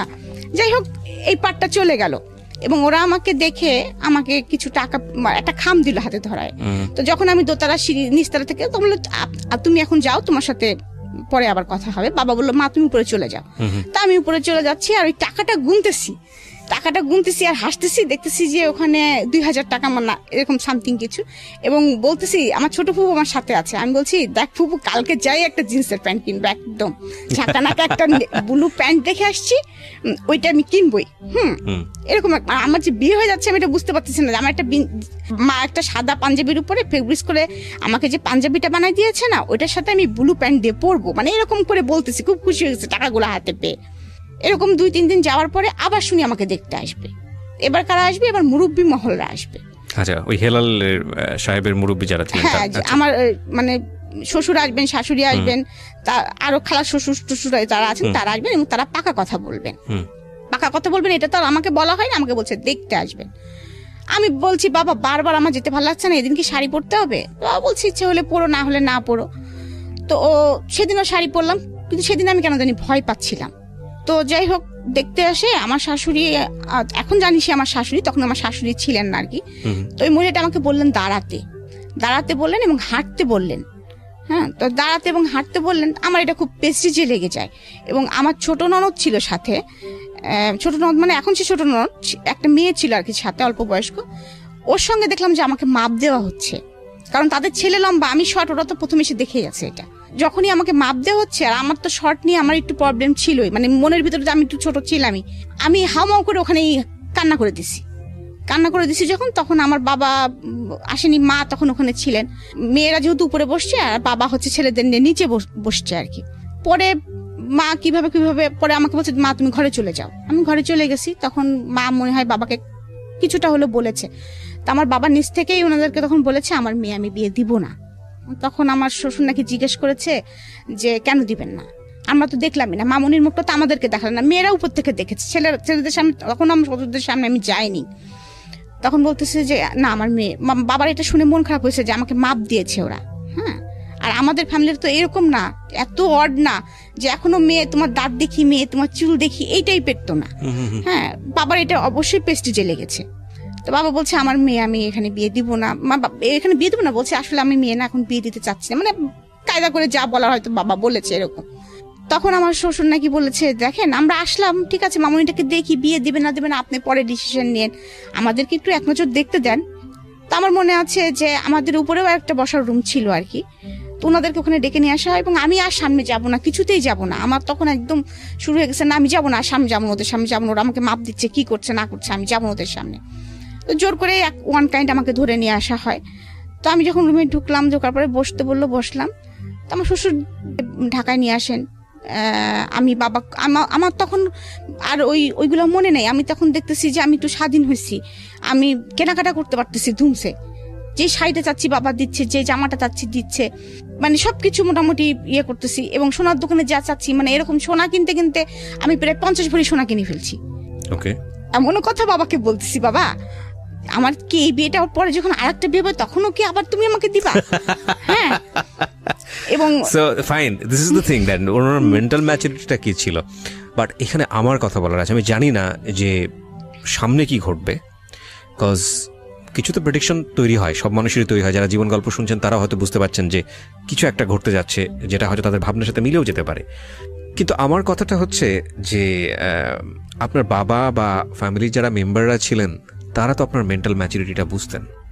উইথ ডিউ রেসপেক্ট, বাবা কিংবা মার জায়গা কখনোই মূল্যায়ন করা যায় না, যত বড় প্রবলেমই হোক না কেন, ভুল হোক না কেন। কিন্তু কখনো কখনো এই ইকুয়েশনগুলো আমাদের মতো মানুষের জায়গা থেকে, প্রশ্নের জায়গায় থেকে যায় যে যেই মেয়েটা বিয়ে ব্যাপারটাকে লিবার্টি হিসেবে দেখছে এবং একই সাথে কিনতে কিনতে এরকম মনে করছে যে মানে আরেকটা বিয়ে হলে বোধহয় আরও জিনিসপত্র কেনা যাবে, সেখানে বাবার চিন্তাটা কি বা মায়ের চিন্তাটা কি ছিল যে মেয়েটাকে বিয়ে দেওয়া মানে হচ্ছে কি করা, আমি ঠিক জানি না। হয়তো মনে করেছে যে কপাল যদি ভালো থাকে তাহলে ওই সংসারে গেলেও হয়তো এরকম আদুরি পাবে, হয়তো এরকমই মনে করেছে, কারণ একটা ছেলে শুনেছে যেহেতু। হ্যাঁ, এবং যেহেতু শ্বশুরে সেরকম বলে গেলেন যে আমি আমার মাকে দেখেছি, সো সামহাউ পজিটিভ নিশ্চয়ই ভেবেছেন, নইলে তো আসলে ওই একটা ঘটনার পরেই বাদ হয়ে যাওয়ার বাবা কথা। একটা জিনিস চিন্তা করেছিলেন যে আমি কুষ্টিয়া থেকে কুষ্টিয়া বাড়ি পড়ালেখাটা কন্টিনিউ করে নিয়ে যেতে পারবো। তারপরে সেকেন্ড যখনই খুশি, আমাদের 20 টাকা রিক্সা ভাড়া আর কি ডিফারেন্স, এ পাড়া ও পাড়া বাড়ি, বাবা যখন খুশি তখন আমাকে দেখে আসতে পারবেন এক নজর অন্তপক্ষে। শ্বশুর বাড়ি থাকি, বাবার বাড়ি থাকি, পজিটিভলি চিন্তা করেছেন। তো কি হলো তারপর শপিং এর পর? তারপরে শপিং টপিং করতেছি, এরকম খুব মজা করতেছি, এবং এমনকি আমার হাজবেন্ডের জন্য একটা আংটি কিনে নিয়ে আসা হয়েছে, ঘড়ি টড়ি কিনেছে, আড়ং থেকে বাবা পাঞ্জাবি শেরওয়ানি টেরওয়ানি কিনেছে। তো আমি আবার বলছি, বাবা দেখছো ওই লোকটার আংটির উপরে একটা ঘোড়া আঁকানো, ওই লোকটার যেরকম ঘোড়ার মতো চেহারা, ঘোড়া আঁকানো, এরকম বলতেছি আর কি।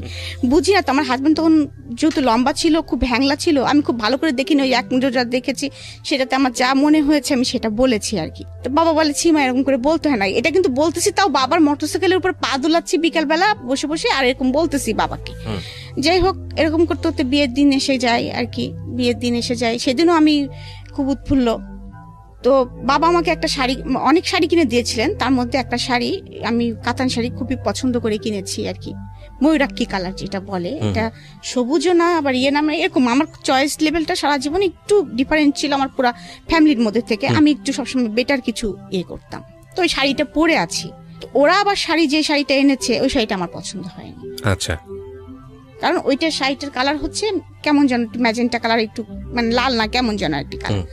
ওরা বলতেছে বিয়ে পড়ানোর সময় মেয়েকে শ্বশুর বাড়ি শাড়ি পরতে হয়। আচ্ছা। আর আমি বলতেছি আমি শাড়ি মরে গেলেও পরবো না, আমি এইটাই পরে থাকবো। যাই হোক, আমাকে কিছুতেই রাজি করাতে পারিনি। পরে আমার শ্বশুর বাড়ির শাড়িটা আমার মাথায় দিয়েছে। আচ্ছা। মাথায় দিয়ে তারপরে বিয়ে পড়াচ্ছে। তো কবুল বলতে হয় যে থেমে থেমে 3 বার, সেটাও আমি বুঝি না। এখন আমি কিন্তু আমি কানবো মনে করে আমার আশেপাশে দিয়ে আমার ফুপুরা, আমার মারা সব বসেছে, কিন্তু আমি কোনো কান্না করতেছি না। মানে সবাই ধারণা করেছে কবুল বলার সময় আপনি কান্না, আমি মনে হয় কানবো, আমি মনে হয় কিছুটা হলে বুঝতেছি। আমার কিন্তু সেই ফিলিংসটাই নাই যে কবুল বললে যে অন্যজনের হয়ে যাচ্ছি বা একবারই চলে যেতে হবে আমাকে, এরকম ফিলিংস আমার মধ্যে কাজ করছে না। কবুলই তো, মুখ দিয়ে তো কবুলই বললে তো কি, কবুল বললে কি হয়, মানে এরকম একটা ভাব।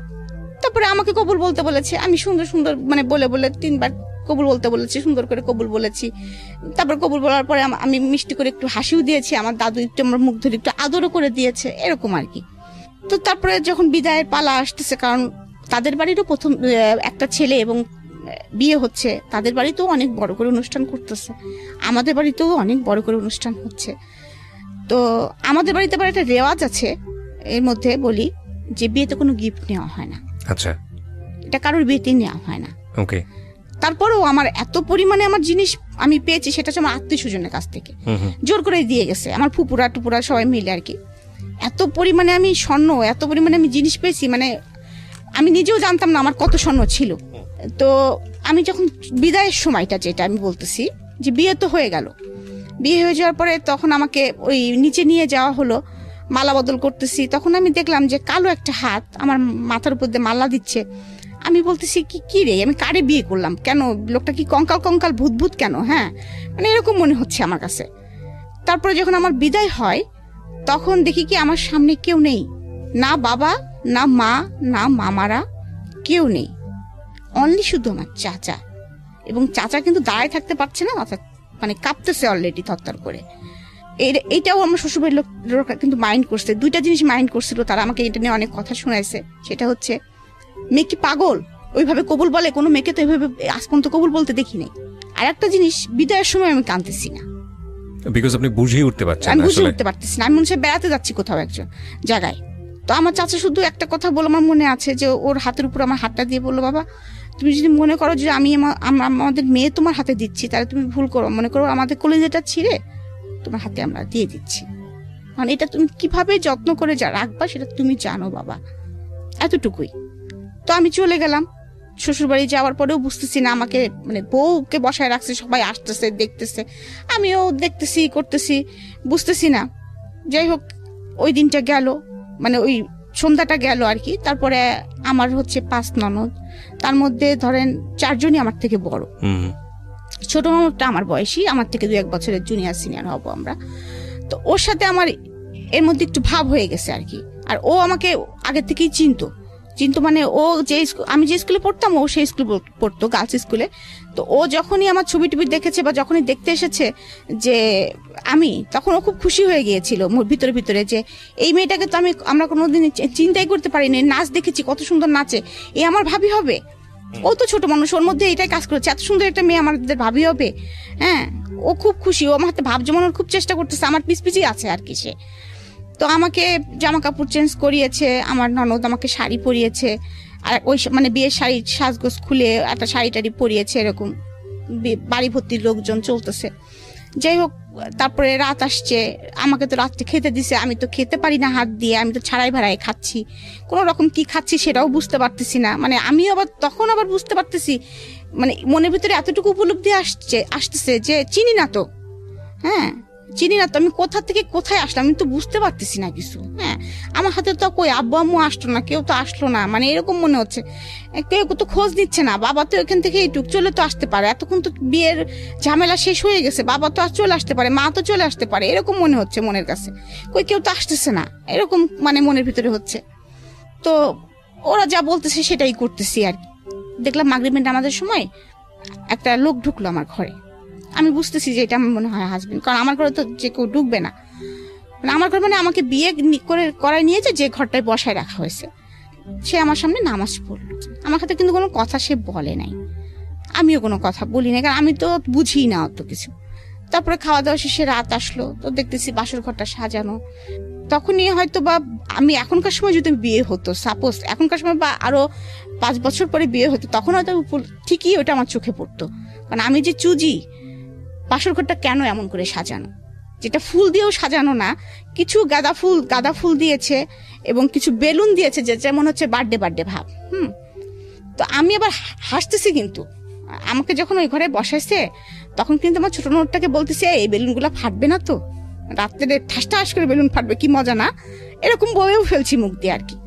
তো যখন আমাকে ওই ঘরে রেখে তারা চলে যাচ্ছে, আমার মেজো ননদটা, ওনাকে আমি মানে যদিও আমার হাজবেন্ড থেকে ছোট সে, আমি এখনো আপাই বলি তাকে। তা আমি তখন বলতেছি কি, আপা আপনি হচ্ছে যায়েন না, আমি তো আপনার সঙ্গে ঘুমাবো, আমি একা একা ঘুমাতে পারবো না, ভয় লাগতেছে, আপনারা সবাই করে। আমি তখনও জানি না লোকটা আমার ঘরে ইন করবে, আমি মনে করতেছি হয়তো এই ঘরে আমাকে একাই ঘুমাতে দিবে। তো এইটু জানি যে বাসরাত হয় মানুষের, কিন্তু ওরকম সাজানো ওরকম ঘরে যে বাসরাত হয় আমি এটা তো বুঝতে পারতেছি। যাই হোক, আপাকে ধরে বসছি যে আপা আমি তো আপনার সঙ্গে ঘুমাবো, আপনি আমার সঙ্গে ঘুমান। বলতেছে না না তুমি ভয় পাও না, তোমার সঙ্গে ঘুমাবে তো, ভাই তোমার সঙ্গে থাকবে, তুমি টেনশন করো না, ভয় পাবা না তুমি। তো আমি তো তখন আরো ভয় পেয়ে গেছি যে কি ব্যাপার, একটা ছেলে থাকবে আমার সাথে। হ্যাঁ, আমি তো কখনো ছেলে মানুষের সঙ্গে ঘুমাইনি, আমি বাবার সঙ্গে ঘুমাইছি, চাচুর সঙ্গে ঘুমাইছি। তারপরেও যতই ইয়ে করে, একটা নতুন জায়গা তো, আমি তত ইয়ে করতে পারছি না। যখন আমার হাজবেন্ড ঢুকলো ঘরের মধ্যে, ঢোকার পরে সে পাশে বসতো, শীতকাল ছিল তখন, ডিসেম্বরে আমার বিয়েটা হয়েছে, ডিসেম্বরের 6 তারিখে। তখন আমি 16 বছর আমার বয়স। তখন আমি মানে বুঝতে পারতেছি না কি করব। আমি কিন্তু লেপ কম্বল কিছু গায়ে দেওয়া না, আমি এমনি এরার বসা, শীতে কাঁপতেছি আর কি, একটা শাল মনে হয় কোন রকম জড়ানো গায়ে। তার মানে বলতেছে তুমি লেপের মধ্যে পা দিয়ে বসো, ঠান্ডা তো। হ্যাঁ, তখন বলতেছে যে তুমি, আমি কিসে পড়ি, আবার ওই একই কথা সে জিজ্ঞেস করতেছে কিসে পড়ি, তারপরে আমি আমার সাবজেক্ট কি এগুলো জিজ্ঞেস করতেছে, কোন স্যারের কাছে প্রাইভেট পড়তে যাই, নামাজ পড়তে পারি কিনা, কোরআন শরীফ পড়তে পারি কিনা, এগুলো জিজ্ঞেস করতেছে। আমি সে নামাজ পড়ি, মাঝে মাঝে পড়ি, হ্যাঁ, কোরআন শরীফ পড়তে পারি না, সোজা উত্তর। হ্যাঁ, তারপরে বলতেছে যে, তারপরে এটা জিজ্ঞেস করার পরে সে আমাকে এমন একটা অড প্রশ্ন করছে যেটার জন্য আমি কখনোই কোনোদিন প্রস্তুত ছিলাম না। আজকে আমি বলতেছি, ফিল করতেছি যে এই প্রশ্নটা মানে আমি জীবনে ভুলবো না। মানে এই কথাগুলো বলার পরেই যে সে আমাকে বলতেছে যে তোমার মানে ডেট কবে।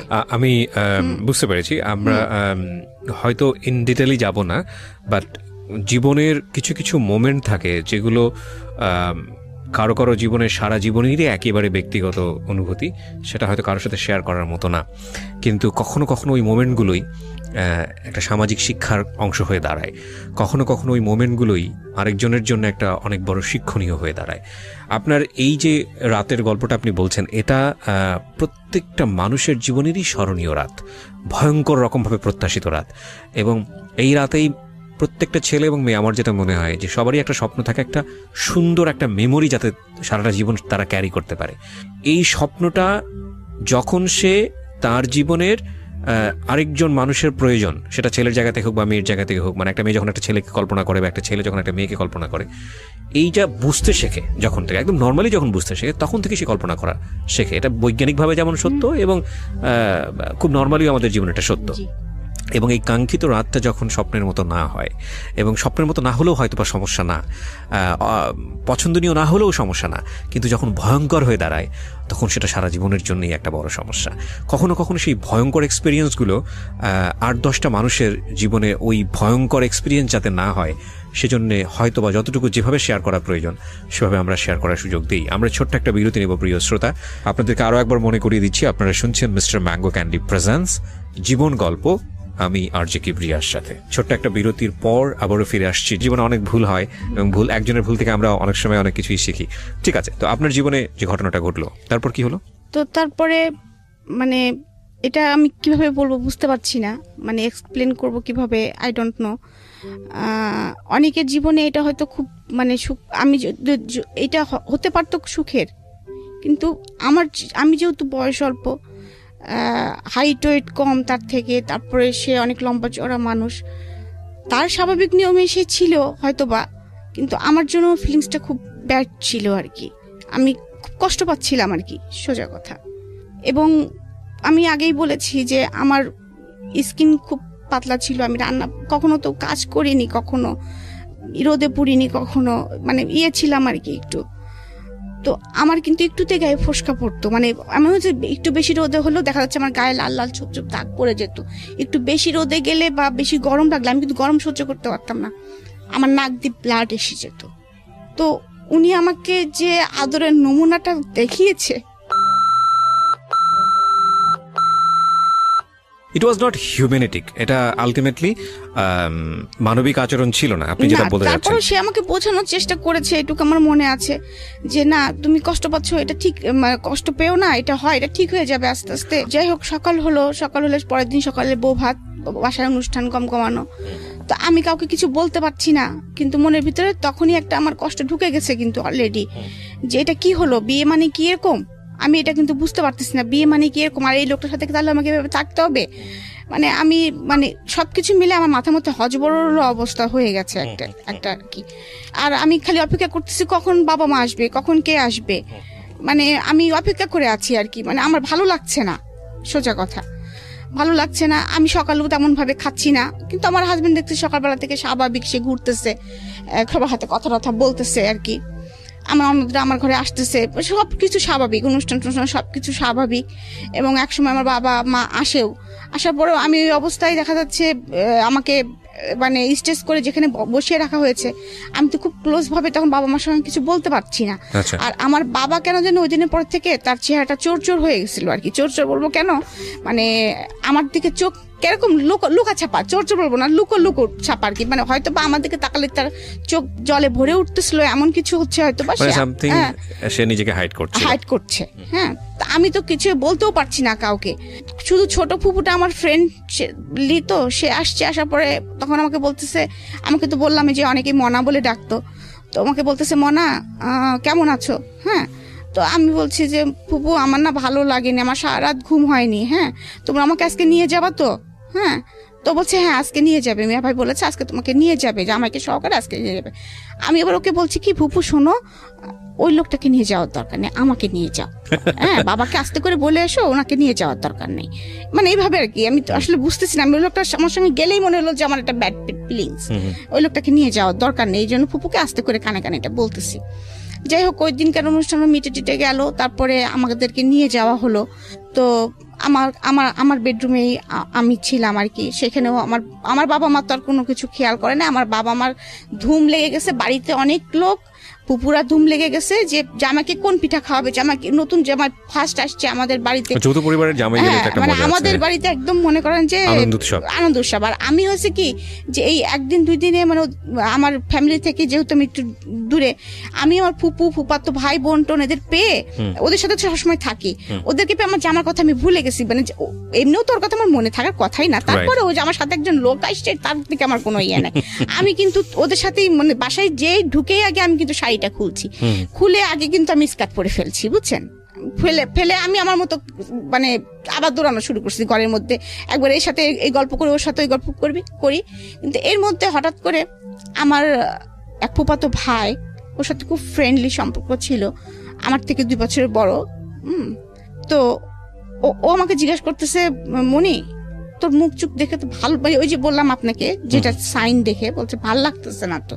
হ্যাঁ, তখন আমি বলতেছি কি যে ভাই জানো লোকটা না একটু ভালো না, হ্যাঁ লোকটা না খুব খারাপ, অনেক চরিত্র খারাপ।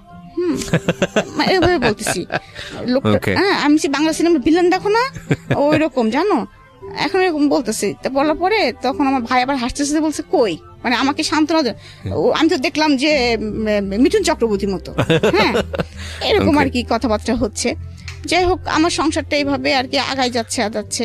আমি শ্বশুর বাড়িতে যাই আসি, বাবার বাড়িতেও থাকি, কিন্তু আমি কিন্তু এইগুলো আসলে তখন কিন্তু বুঝি না যে শ্বশুর বাড়ি গেলে কাজ করতে হয় কি করতে না হয়।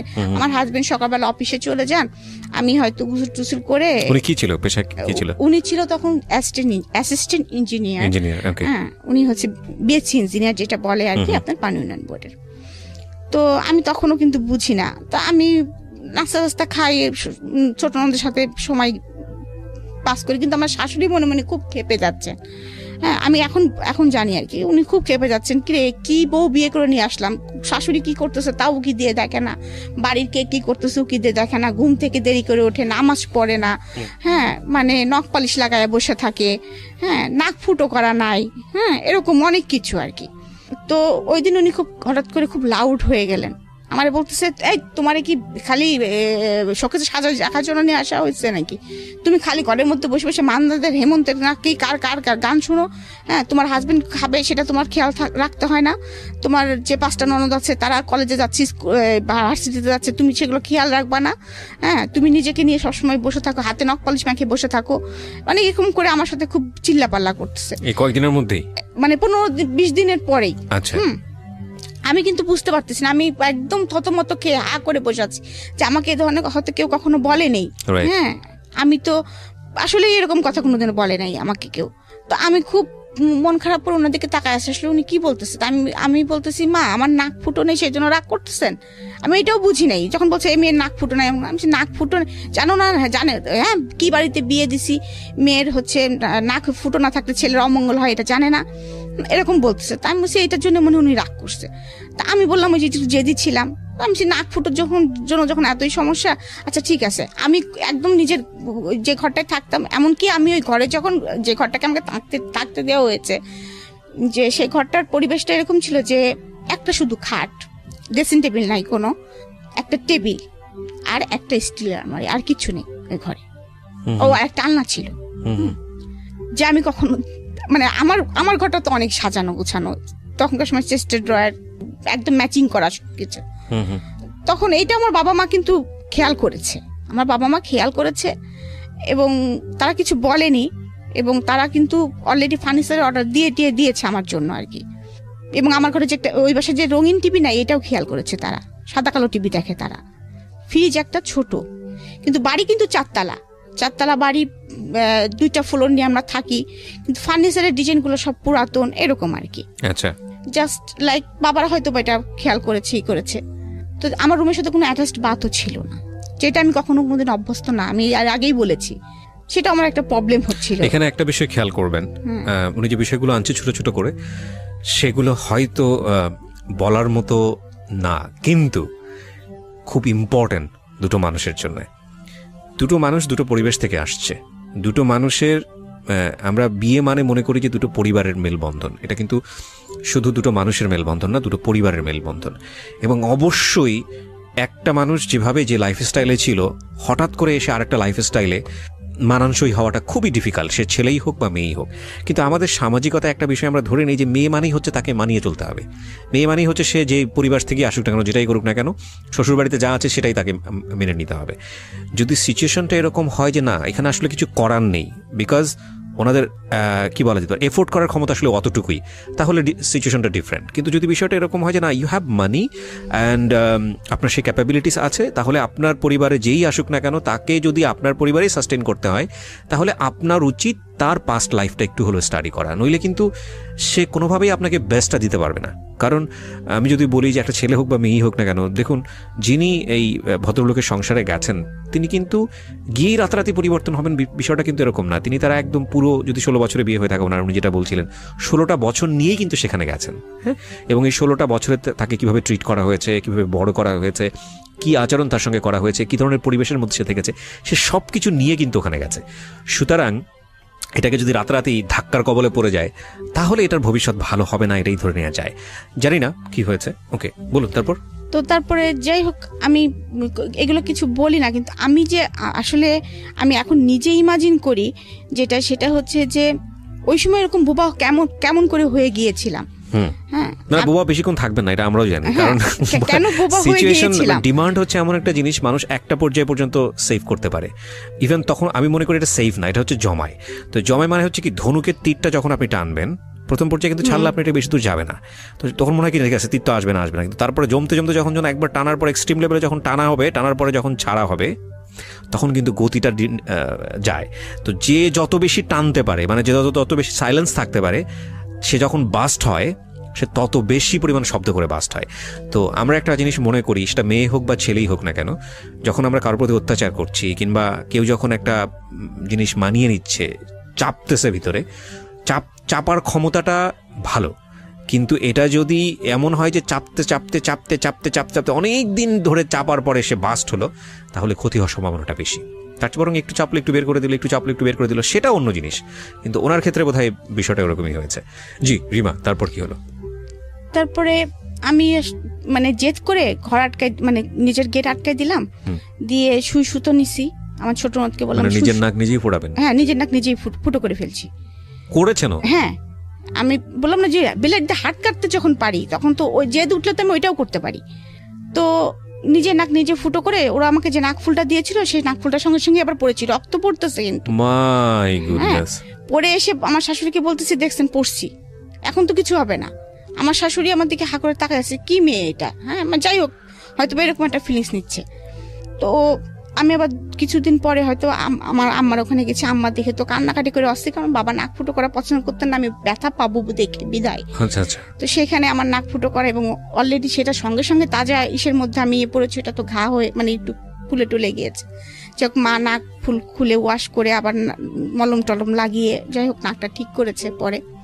কারণ আমার বাবা বাড়ি থেকে মা বাড়ি তখন তো বেশি দূর, শ্বশুর বাড়ি তো বেশি দূরে না। দেখা যাচ্ছে শুক্রবারের ছুটির দিন হলেই দেখা যাচ্ছে বাবা জোর করে এসেই বলতো, বাবা একটু আসো, আমার মেয়েটাকে একটু আসো, বা বাবাই আসতেন দেখতে, এরকম প্রায় হতো। আর আরেকটা জিনিস হয়েছিল কি, যে আমার বাবা আমার সুবিধার জন্য, বললাম যে ফার্নিচার থেকে শুরু করে টিভি বিজিপি সবকিছু আমার শ্বশুরবাড়ি পাঠিয়ে দিয়েছেন, এমনকি ফ্রিজ পর্যন্ত। হ্যাঁ, তো তারপরে দেখা যাচ্ছে যে আমার ভাইয়ের একটা বাইক ছিল, আমার ভাইয়া কলেজে ওঠার সাথে সাথে একটা বাইক চালাতেন। আমার বিয়ের পরপরই আমার বাবা আমার হাজবেন্ডকে একটা বাইক কিনে দেন। আচ্ছা। যে তাহলে যখন তখন আমার মেয়ের সাথে করে আসতে পারবে, আমার মেয়েকে সাথে করে একটু ঘুরবে। কারণ আমার আবার বাইকে চড়ার খুব অভ্যাস ছিল, কারণ ভাইয়াদের সাথে বাইকে চড়তাম, কোথাও নিয়ে যেতে হলে বাইকে যেতাম, বাবার সাথে আবার যেতাম, যার জন্য আমি বাইকে চড়তে খুব পছন্দ করতাম। বাবা এটা জানতো, তো এরকম মাঝে মাঝে যাওয়া হতো। কিন্তু ওনার সাথে কি সম্পর্কটা আমার কেমন ছিল, মানে ঝগড়াঝাটিও ছিল না, আবার তার সঙ্গে খুব ফ্রি ছিলাম এরকমও না। যে সংসারে কি হচ্ছে সেটাও আমি তাকে বলতাম না। মানে হয়েছে কি, তার সঙ্গে আমার দেখা যাচ্ছে হয়তো খুব কম, ভয় পেতাম তাকে আমি, এবং কি বলে ডাকবো এটাও কিন্তু আমি বুঝতে পারতাম না। আমাকে কেউ ডাকতে বলে কোনো সময় ভাই বলে ডাকতাম, ভাই ভাই আপনাকে ডাকতেছে। আবার কখনো বলতাম কি দাদা ভাই আপনাকে ডাকতেছে, এরকম বুঝতাম না আর কি। এটার জন্য বকা খাইতাম, মাঝে মাঝে নাম ধরেও ডেকে ফেলতাম। হ্যাঁ, তো আমার শাশুড়ি এটা নিয়ে বকাও দিত। তো এরকম একদিন এরকম চলতেছে আমার সংসার আর কি, বকাঝকা খাচ্ছি, বুঝতে পারতেছি না কি হচ্ছে না হচ্ছে। আম্মার কাছে মাঝে মাঝে যাই, বলতেছি আম্মা এরকম বকা দেয় কেন ওনারা, আমি তো কাজ করতে পারি না। হ্যাঁ, এরকম বলি। তা আম্মার মধ্যে হয়তো বা প্রস্তাব দিয়েছিল আমার শাশুড়ির কাছে যে আমার মেয়ে হয়তো কাজ করতে পারে না বিয়ান, আমি কি একটা কাজের মানুষ দিব আপনাদের। ওদের বাসায় যে দেখি যে একটা মোটে কাজের মানুষ, তাও ছোট। আমার শাশুড়ি অনেক কাজ করেন, আমার ননদরাও দেখলাম যে অনেক কাজ টাজ করেন, সেখানে আমি কিছুই করি না, সেটা তো আসলেই কথা শোনানোর মতোই আর কি। যাই হোক, আমার বেসিক্যালি তখন সেটা মনে হয়েছে আর কি। হ্যাঁ, তো তারপরে এরকম করতে করতে তারপরে হঠাৎ করে একদিন আমার শাশুড়ি বললো, হ্যাঁ তুমি একটু রান্না বাড়া দেখো না, এরকম যাই হোক এরকম বলতেছে। তার আবার একটু মাঝে মাঝে প্রবলেম হতো, বুকে পেন টেন করতো, এরকম আমার কষ্ট হয় একা একা। তখন আপনার লেখাপড়ার কি অবস্থা? তখন লেখাপড়ার অবস্থা হচ্ছে আমি কলেজ টোটালি অফ করে দিয়েছি, সেকেন্ড ইয়ারে পরীক্ষা দিয়ে কলেজে যাওয়াই হয় না। মানে কি সেকেন্ড ইয়ার ফাইনাল পরীক্ষা দিয়ে? না, ফার্স্ট ইয়ার ফাইনাল পরীক্ষা দিয়ে সেকেন্ড ইয়ারে উঠেছি। উঠার পরে আপনি আর যাচ্ছেন না? যাচ্ছি না। ওকে। আসলে আমি তখন আসলে বুঝতে পারছিলাম না আসলে যে আমার কি করণীয়। তো আমার মনে হচ্ছিল যে হয়তো বা মাকে বলতাম যে মা আমার কাজটা করলে মনে হয় ভালো হয়, উনি তো একটু রাগটা করে। তো আমার মা বলতো যে শ্বশুরবাড়ির সবাই এরকম, তখন আমিও তো কাজ করি, হ্যাঁ করতে হয় মা এগুলো, একটু তুমি শাশুড়ির সঙ্গে একটু একটু হেল্প করবা। এখন হেল্প করা বলতে আমার মা তো অতটা বোঝে নাই যে হেল্প বলতে কি বোঝাচ্ছে আর কি। হয়তো বা শাশুড়ির সঙ্গে একটু করলাম টরলাম, কিন্তু হেল্প বলতে আমি ওই বাড়ির একটা বউ, আমার যে এত দায়িত্ব আমি কিন্তু তখন কিন্তু বুঝতে পারতেছি না যে এবারে আমি একটা বউ, আমার 5টা ননদ, আমার অনেক দায়িত্ব, এবং আমার শাশুড়ি একটু অসুস্থ, আমাকে অনেক দায়িত্ব নিতে হবে, এটা কিন্তু আমি বুঝতে পারতেছি না। আর আমার হাজবেন্ড কোনো যাই হোক, এবং আমার হাজবেন্ড এটাও বুঝতো না যে একটা বউয়ের বা একটা মেয়ের অনেক কিছু লাগতে পারে।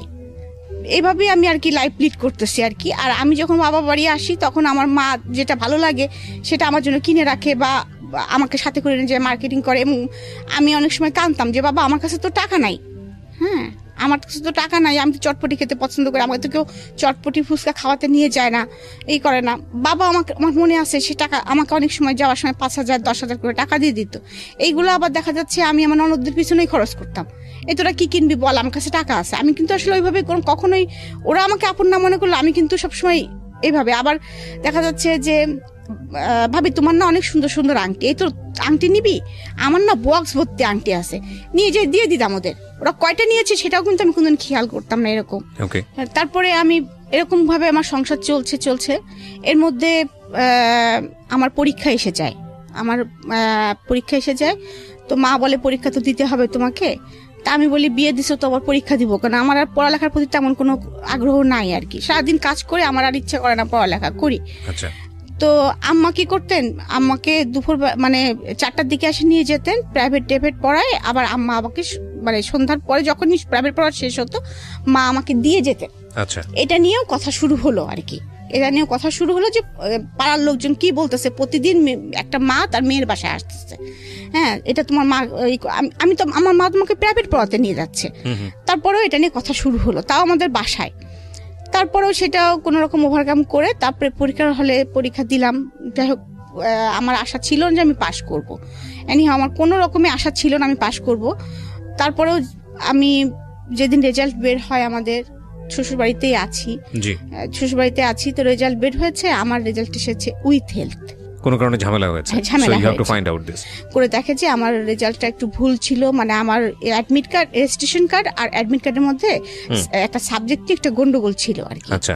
তো গন্ডগোল ছিল, ওইটা আবার ঠিক করে দিয়ে আসে বাবা। ঠিক করে দিয়ে আসার পরে তারপরে 15 দিন পরে আমার রেজাল্ট কলেজে আসে। আচ্ছা। তখন দেখা যায় যে আমি ফার্স্ট ডিভিশন পেয়েছি। ওকে। ফার্স্ট ডিভিশন পেয়েছি।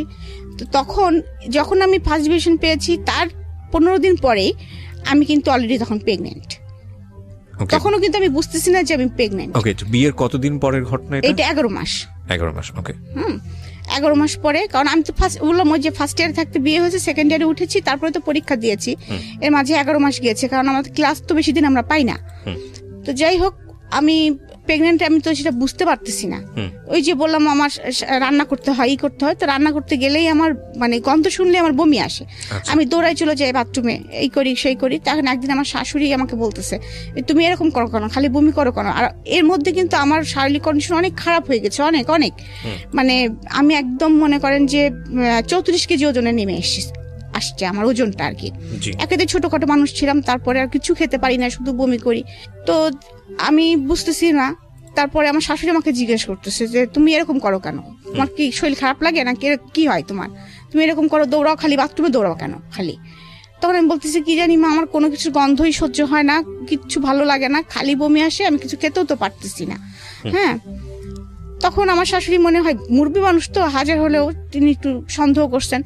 তো যাই হোক, আমাদের পাশে ফ্যামিলি একজন ডাক্তার আছেন, ডাক্তার ভাই বলি আমরা, তো ওনার কাছে আমাকে পাঠান। তো ওনার কাছে যখন পাঠান তখন উনি আমাকে প্রেগনেন্সি টেস্ট দেন। এখন তো ধরেন অনেক প্রেগনেন্সি টেস্টের অনেক সিস্টেম হয়েছে, তখন তার কোনো সিস্টেম ছিল না, তখন তো একদম ল্যাবেই যেতে হতো ইউরিনটা নিয়ে। তো বলে যে পরের দিন সকালবেলা এরকম ইউরিনটা নিয়ে ল্যাবে দিলে নাকি রেজাল্ট, আমার হাজবেন্ড সে রেজাল্ট নিয়ে এসেছে, পজিটিভ আসছে আর কি। আচ্ছা, পজিটিভ আসছে, তো সেটা নিয়ে আবার ডাক্তার ভাইয়ের কাছে দেওয়া হয়েছে। তখন ডাক্তার ভাই আমার শাশুড়ি বলছে আমি যেতে পারবো না, যেহেতু এরকম একটা বিষয়, তোমাদের হাজবেন্ড ওয়াইফের বিষয় যেহেতু, তো তোমরা দুজনা যাও ডাক্তার ভাইয়ের কাছে, তোমরা দুজনাই যাও।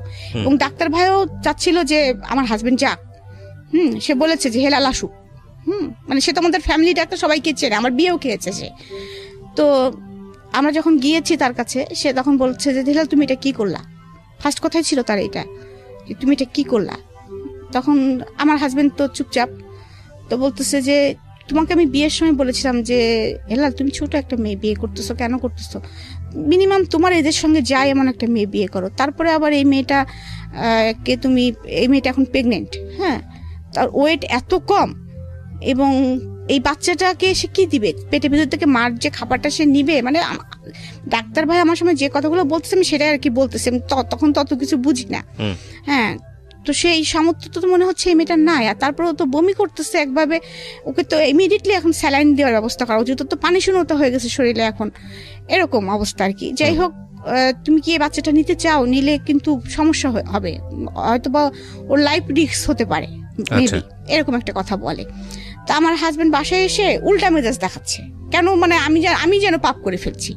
হ্যাঁ, মানে উল্টা মেজাজ দেখাচ্ছে, হ্যাঁ এরকম অসুস্থ, এখন ঝামেলা, অমুক তমুক বিভিন্ন কথা শুরু করছে। তো আমার শাশুড়ি আবার খুশি, কারণ তার একটা ছেলে, যেহেতু একটা বাচ্চা আসতেছে বাসায়, সে খুব খুশি। আমার বয়স টয়স কেউ দেখতেছে না আর কি সেই মুহূর্তে।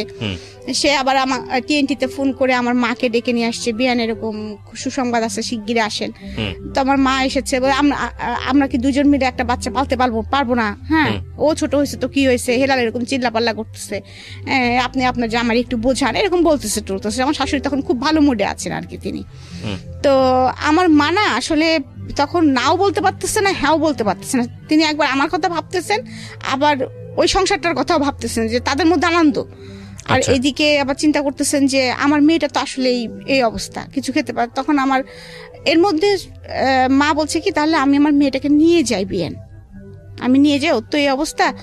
তখন আবার ডাক্তার ভাই বলে দিয়েছেন, উনি আবার প্রেসক্রাইব করে দিয়েছেন আমাকে তখন ইমিডিয়েটলি স্যালাইন দিতে হবে, দিতেই হবে। তখন আর আমাদের যেখানে বাসা সেখানে আশেপাশে কোনো ক্লিনিক নাই, একটু দূরে। তো তখন আম্মা দেখলো যে তাহলে এখান থেকে নিয়ে গেলে তো নার্স এসে মানে স্যালাইন দিতে পারবে না, বা সবসময় টেক কেয়ার করতে পারবে না, এখানে যদি ডাক্তারটা কাছে, তাহলে এখানেই থাক। তো আমার স্যালাইন চলতেছে, করতেছে, কিন্তু আমার শাশুড়ি কিন্তু কখনো এসে আমার যে স্যালাইন চলতেছে করতেছে আমার পাশে বসা বা মাথায় হাত দেওয়া, বা আমার হাজবেন্ড ওই ঘরে ঢুকে না। হ্যাঁ, সে ডিস্টার্ব হবে দেখে সে তার মতো থাকে, রাত্রে স্যালাইন খুলতে হবে, করতে হবে, অনেক ঝামেলা। এগুলো আমার ছোট নোট থাকে আমার পাশে, মাঝে মাঝে আমার শ্বশুর একটু দেখাশোনা করেন। আর দেখা যাচ্ছে যে ওই যে সার্বক্ষণিক যে নার্সটা ছিল উনি দেখাশোনা করতেন, কিন্তু আমার বমি কিন্তু কখনোই অফ হয় নাই। তো এর মধ্যে আমার আবার একটু ব্লাড যাচ্ছে, আচ্ছা, একটু ব্লাড যাচ্ছে। তখন আবার এইটা আবার ডাক্তার ভাইকে বলা হয়, তখন ডাক্তার ভাই আর কি বুঝছে ব্যাপারটা, বরাবর বলছে আসলে ও নিতে পারছে না মনে হয় শরীরে, ওর শরীর এই বয়সে এটা ও নিতে পারছে না। তারপর যাই হোক এরকম বলার পরে তারপরেও আপনারা যখন চাচ্ছেন চাচিমা আমি ট্রাই করব, আমি 7 দিন একটা ইঞ্জেকশন দিব, সকাল বিকাল দিব, এটা যদি টিকে গেল তো টিকে গেল আলহামদুলিল্লাহ, না হলে কিন্তু আমাদের এস্টিম পয়েন্টে যেতে হবে, এটা ডিসিশন নিতে হবে। তখন আমার মা, আমার তো একদম তখন মনে করেন বিছনা থেকে ওঠা নিষেধ, একদম বেড রেস্ট। তো আমার মা, আমার শ্বশুরবাড়ির যেরকম পরিবেশ, আমার মা যে আমার কাছে থাকবেন সেটাও পারতেছেন না। হ্যাঁ, কারণ কি কথা শোনাবে কে, মানে ওরা খুব কথা শোনাতেন, এটাই হচ্ছে প্রবলেম। মানে আসলে খুব কথা শোনাতেন, এখনো তাদের সে স্বভাবটা আছে আর কি। তো ওই ভয়তে আমার মা আবার খুব বললাম না যে চুপচাপ, আম্মা তো অত মানে কথা পছন্দ না আর কি তার। তো এই অবস্থায় যাই হোক আমার আস্তে আস্তে আমি ওই সিচুয়েশনটা পার করছি কোনো রকম, 7 মাস চলে গেছে আর কি।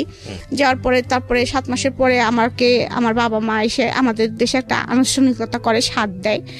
সেটা করে অনেক অনুষ্ঠান করে শ্বশুরবাড়ির লোকদের কাপড় চুপড় দিতে হয়, তারপরে এই খাসি টাসি, তারপরে এই যে মাছ টাছ অনেক কিছু দিতে হয়, কি কি দিতে হয় আমি অত জানতাম না তখন। সেগুলো দিয়ে আমার বাবা মা অনুষ্ঠান করে নিয়ে আমাকে নিয়ে গেছেন। তখন আমার বাবার আবার পোস্টিং ছিল মাগুরাতে। মাগুরাতে নিয়ে গেছেন। মাগুরাতে নিয়ে যাওয়ার পর যখন আমার 2 মামা শুনেছে যে আমি এরকম অবস্থা, তখন আমার 2 মামা, তাদের আবার নিজেদের প্রাইভেট কার ছিল, তো তোমরা মানে খুলনায় থাকতো, খুলনা থেকে মাগুরা তো বেশি দূর না, তো চলে এসেছে আমাকে দেখার জন্য। এসে তো চিল্লাপাল্লা, বুধ এটা কি হলো, আর তোমরা মাগুরায় আনছো কিভাবে, হয় কুষ্টিয়া রাখতা। তো তারপরে যাই হোক আমার মামারা আমাকে খুলনাতে নিয়ে যায় এক প্রকার জেদ করে, কারণ মামাদেরও কোনো মেয়ে ছিল না, 2 মামারই 2টা করে ছেলে। তো ওখানে যে আমার হাজবেন্ডের পোস্টিং তখন আবার বাগেরহাট, আচ্ছা, তার জন্য একটু সুবিধা। তো যাই হোক আমার বেবিটা হলো, মানে আমি বেবিটা হতে যে অনেক কষ্ট পেয়েছি। বেবিটার ওয়েট অনেক বেশি ছিল, মানে কারণ আমার বেবিটা কিন্তু এখনো 5 ফিট 5 ইঞ্চি 5.5 ইঞ্চির উপরে লম্বা। আচ্ছা, আমার ফার্স্ট মে। ওকে, তো যিনি এখন নর্থ সাউথে পড়ছে। জি জি, ওকে। সো প্রিয় শ্রোতা, আমরা এখানে একটা বিরতি নিতে চাই।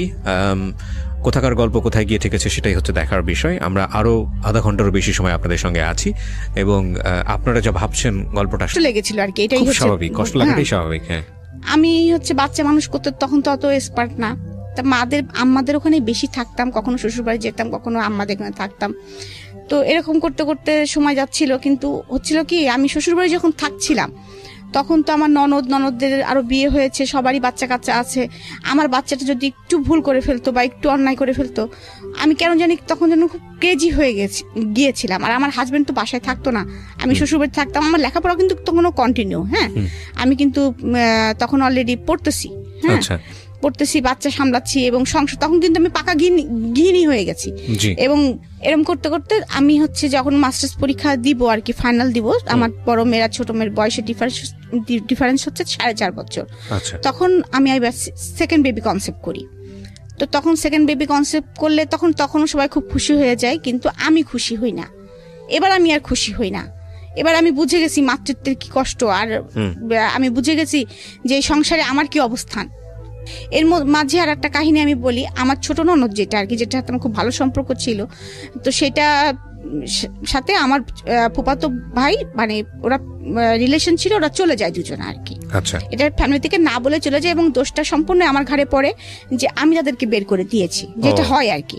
এবং এটা নিয়ে অনেক গ্যাঞ্জাম হয় ফ্যামিলিতে, অনেক কিছু হয়। আমাকে আমার হাজবেন্ড মারধরও করে। হ্যাঁ, তারপরে একটা টাইমে আমার বাবা কিন্তু আমাকে নিয়ে আসার মানে ওরা আমাকে আর রাখবে না, ওদের মেয়েকে ফেরত না দিলে, মানে এরকম ফ্যামিলি আর কি ট্র্যাজেডি চলতেছে। আমার হাজবেন্ড আমাকে মিনিমাম মনে হয় 6 মাস দেখতে আসেনি, আমার বাচ্চাটার কোনো খোঁজ নেয়নি, কোনো কিছুই করেনি আর কি, সোজা কথা। তো তার মধ্যে আমার বাচ্চাটা, আমি মা বাবার কাছেই ছিলাম। তো এর মধ্যে তারা উকিল নোটিশও কিন্তু পাঠিয়ে দিয়েছিল যে আমাকে ডিভোর্স দিবে। হ্যাঁ, কিন্তু আমার বাবা খুব আপসেট হয়ে গিয়েছিল তার মধ্যে, যে ডিভোর্স দিবে এরকম একটা বিষয়, আমি যেটার জন্য এতদিন মানে এত কষ্ট করে মেয়েকে সংসার করাচ্ছি। তারপরে এইভাবে যাই হোক থার্ড পার্সন মিলে সবকিছু মিলে একসময় যায় আবার জোড়াটা লাগে আর কি, কোনোভাবে এনি হাউ জোড়াটা লাগে। এর মধ্যে আরো তো মনের ভিতরে বিষ ঢুকে গেছে আমার অলরেডি, যে লোকটা আমার 6 মাস খোঁজ নিল না, আমার বাচ্চাটাকে একবার দেখতে আসলো না। আমি তো কিছুতেই ওর সাথে উকিল নোটিশ পাঠিয়েছিল, এটা আমি জানতাম না। তো হঠাৎ করে তাদের যেভাবে হোক ফ্যামিলি মিউচুয়ালের মধ্যে যখন আসলো, তখন আমার শ্বশুর বললো যে আপনারা নিয়ে গিয়েছেন, আপনারা দিয়ে যাবেন। এবং আমি সেই দিনটার কথা আমি কখনোই ভুলব না, যেদিন আমার ননদ চলে যায়, সেদিন আমাকে সারা দিন ঘরের মধ্যে আটকায় রাখা হয়েছিল, কিছু খেতে দেওয়া হয়েছিল না, এবং আমাকে আমার হাজবেন্ড মারধরও করেছিল, এবং সেই সাথে আমার বাচ্চাটাকে আমার কাছে দেওয়া হয় নাই সারাদিন। তো ওই অবস্থায় যে অনেক কিছু হয়েছে, অনেক অনেক, সেটা আমি এখন এত বিস্তারিত হয়তো বলতে পারছি না, মানে কিভাবে গিয়েছে আমি বলতে পারবো না। অনেক কষ্টে ওখান থেকে আমার বাবা ভাই আমাকে অনেক কষ্ট ওখান থেকে নিয়ে আসে আর কি। এবং আমি এক কাপড়ে চলে এসেছিলাম, আমাকে ওরা কোনো কাপড় খালি পায়ে এক কাপড়ে আমার বাচ্চাটা সহকারে, বাচ্চাটাকেও দিচ্ছিল না তারা। অনেক কষ্টে আমি ওখান থেকে আমার বাবা মাকে বের করে নিয়ে চলে আসার পরে তো অনেক দিন এই যে ওরকম বাবা বাড়ি থাকলাম, করলাম। তার মধ্যে আমি আবার ট্রান্সফার হয়ে আমি যশোরে, তখন বাবার পোস্টিং, তো তখন যশোরে আমাকে ভাই আমাকে মাস্টার্স ভর্তি করে দিয়েছিল, যে আমি তখন মাস্টার্স করতেছি, প্লাস সেই সাথে আমি হচ্ছে মানে আপনার মাস্টার্স করতেছি, সেই সাথে আমি কম্পিউটার শিখতেছি। তো আর বাচ্চাটা নিয়ে লাইফ লিড করতেছি এবং মনে মনে একটা সিদ্ধান্ত নিয়ে ফেলছি। তখন তো একটু ম্যাচুরিড হয়ে গেছি, যে আসলে তো ওর কাছ থেকে কোনোদিন ভালোবাসা পাইনি, ওর কাছ থেকে আমি এটাই আশা করতেছিলাম যে হয়তো এরকম ব্যবহারই সে আমার সাথে করবে, তো আমি আমার বাচ্চাটাকে নিয়ে আমি এক প্রকার চলবো আর কি, এরকম একটা চিন্তা ভাবনা করতেছি। আর আমাকে যথেষ্ট সাপোর্ট দিত বাবা মার, সবসময় মন টন খারাপ থাকতো যে ফ্যামিলিতে যেহেতু এরকম কাহিনী হয় নাই, আর সেহেতু সব জায়গাতে কথা টথা হচ্ছিল, অনেক ঝামেলা চলতেছিল অলরেডি ভিতরে, তো বাবা মা ওইগুলা টেক কেয়ার করতেই মানে হাত ধরে যাচ্ছিল বাবা মার আর কি। আর এদিকে হচ্ছে আমার বড় ভাই আমাকে একদম ফুল সাপোর্ট দিচ্ছে যে না, আমি তোমাকে যেতে দিব না, তুমি পড়ালেখা শিখো, মানুষ হও, আমার একটা ভাগ নিয়ে আমি পালতে পারবো, তুমি ওটা নিয়ে টেনশন। এমনকি আমার মেয়েটা মানে আমার বড় ভাইয়ের কাছে ঘুমাতো, খেতো, মানে ওর বড় মামাই ওর জান, মানে ওকে আমার কাছে দিত না বড় ভাই, এরকম। আচ্ছা। তো এভাবে থাকতে থাকতে হঠাৎ করে কি একদিন ডিসিশন হয়, আমরা ঈদ করতে বাড়ি গেছি, হঠাৎ করে আমার বাবা আমাকে ডেকে বলে যে তুমি মা, তোমাকে ওই বাড়িতে যেতে হবে। আমি বললাম কখনোই না আব্বা, ইম্পসিবল, আমি ওই বাড়িতে সংসার করতে পারবো না এত কিছুর পরে, আর ওরা আমাকে মেরে ফেলবে। আমার মনের মধ্যে ভয় ঢুকে গেছে যে ওরা আমাকে মেরে ফেলবে। তখন আমার বাবা আমাকে জড়ায় ধরে কান্না করে বলতেছে যে মা, তুমি কি আমাদের, তোমার চাচার, আমার সবার কি মৃত্যু মরা মুখ দেখতে চাও, নাকি তুমি তোমার সুখটা বেছে নিতে চাও? তো অবভিয়াসলি তখন মানে কি মনে হয়েছে আমি জানি না, কারণ বাবাকে আসলে তো আমি খুবই ভালোবাসতাম, আমি মানে এখনো ভালোবাসি। স্ট্যান্ড বাই, আমাকে যদি কেউ বলা হয় তো আমি আমাকে যদি বাচ্চাদের নামও বলা হয় তবু বলবো আমার বাবাকে আমি বেশি ভালোবাসি। এবং আল্লাহর কাছে আমি মাঝে মাঝে এমনও বলি যে আল্লাহ, যে আমার বাবা যেদিন মৃত্যু হয় সেদিন যেন আমারও মৃত্যু হয়। আর মানে একদম হোপলেস হয়ে যাই। আমি তখন বলি যে আমি যাবো বাবা, আমি বলি যে বাবা আমি যাবো, যাই হোক না কেন আমি যাবো। তো আমি যাই, এবং আমার শ্বশুরদের কন্ডিশন আমাকে নিতে আসবো না, আপনাকে দিয়ে যেতে হবে। তো আমাকে দিয়ে আসে আর কি। এসে পরে আমার অত্যাচারের মাত্রাটা মানে আপনারা ইমাজিন করে নেন, আরো চরম আকারে পৌঁছায়। আমার বাচ্চাটা ঠিক মতো খাওয়া দাওয়া হয় না, মানে আর আমাকে সারাদিন যেভাবে তারা টর্চার করে, মানে কি আমি 2 দিন 3 দিন দেখাচ্ছে খেতে বসছি, এমন একটা কথা আমার শাশুড়ি হয়তো বলছে যে এই মেয়েদের কোনো বিশেষ আছে, যে মেয়ে আমার মেয়েকে বের করে দিতে পারে সেই মেয়ে আমাকে বিষ দিয়ে মেরে ফেলবে না, পানের মধ্যেও বিষ দিয়ে মেরে ফেলতে পারে। আমার শাশুড়ি আবার পান খেতেন, ওর হাতে কিছু খাওয়া যায়, আমাকে দিয়ে রান্না করাতেন, আবার আমাকে এই কথাগুলো শোনাতেন। হ্যাঁ, তো এরকম পরিস্থিতির ভিতরে আমি যাচ্ছি, আমার মানে মনে হচ্ছে যে মানে কোনো কুল কিনারা নাই, আমার মনে হচ্ছে এরকম। তারপরে যাই হোক, এর মাঝে কিছু একটা হয়ে মিল মহব্বত হয়, যাই হোক আবার সংসার করতেছি। আমার ননদের সাথেও তাদের আবার মিউচুয়াল হয়ে যায় আর কি, মিউচুয়াল হয়ে যায়, কিন্তু আমি আর আমার হাজবেন্ড কথা বলতাম না। ও এর মধ্যে এরকম কথা শুনতে আমি একবার হচ্ছে মানে সুইসাইড অ্যাটেম্প করি। তারপরে আমার বাবা সিদ্ধান্ত নেয় না যে আমি আর দিব না। তারপরেও আবার 3-4 মাস ওরকম যায়, তার মধ্যে আমার আবার অসুস্থ হয়ে পড়ি, সেটা হচ্ছে অ্যাপেন্ডিসাইটের অপারেশন হয়।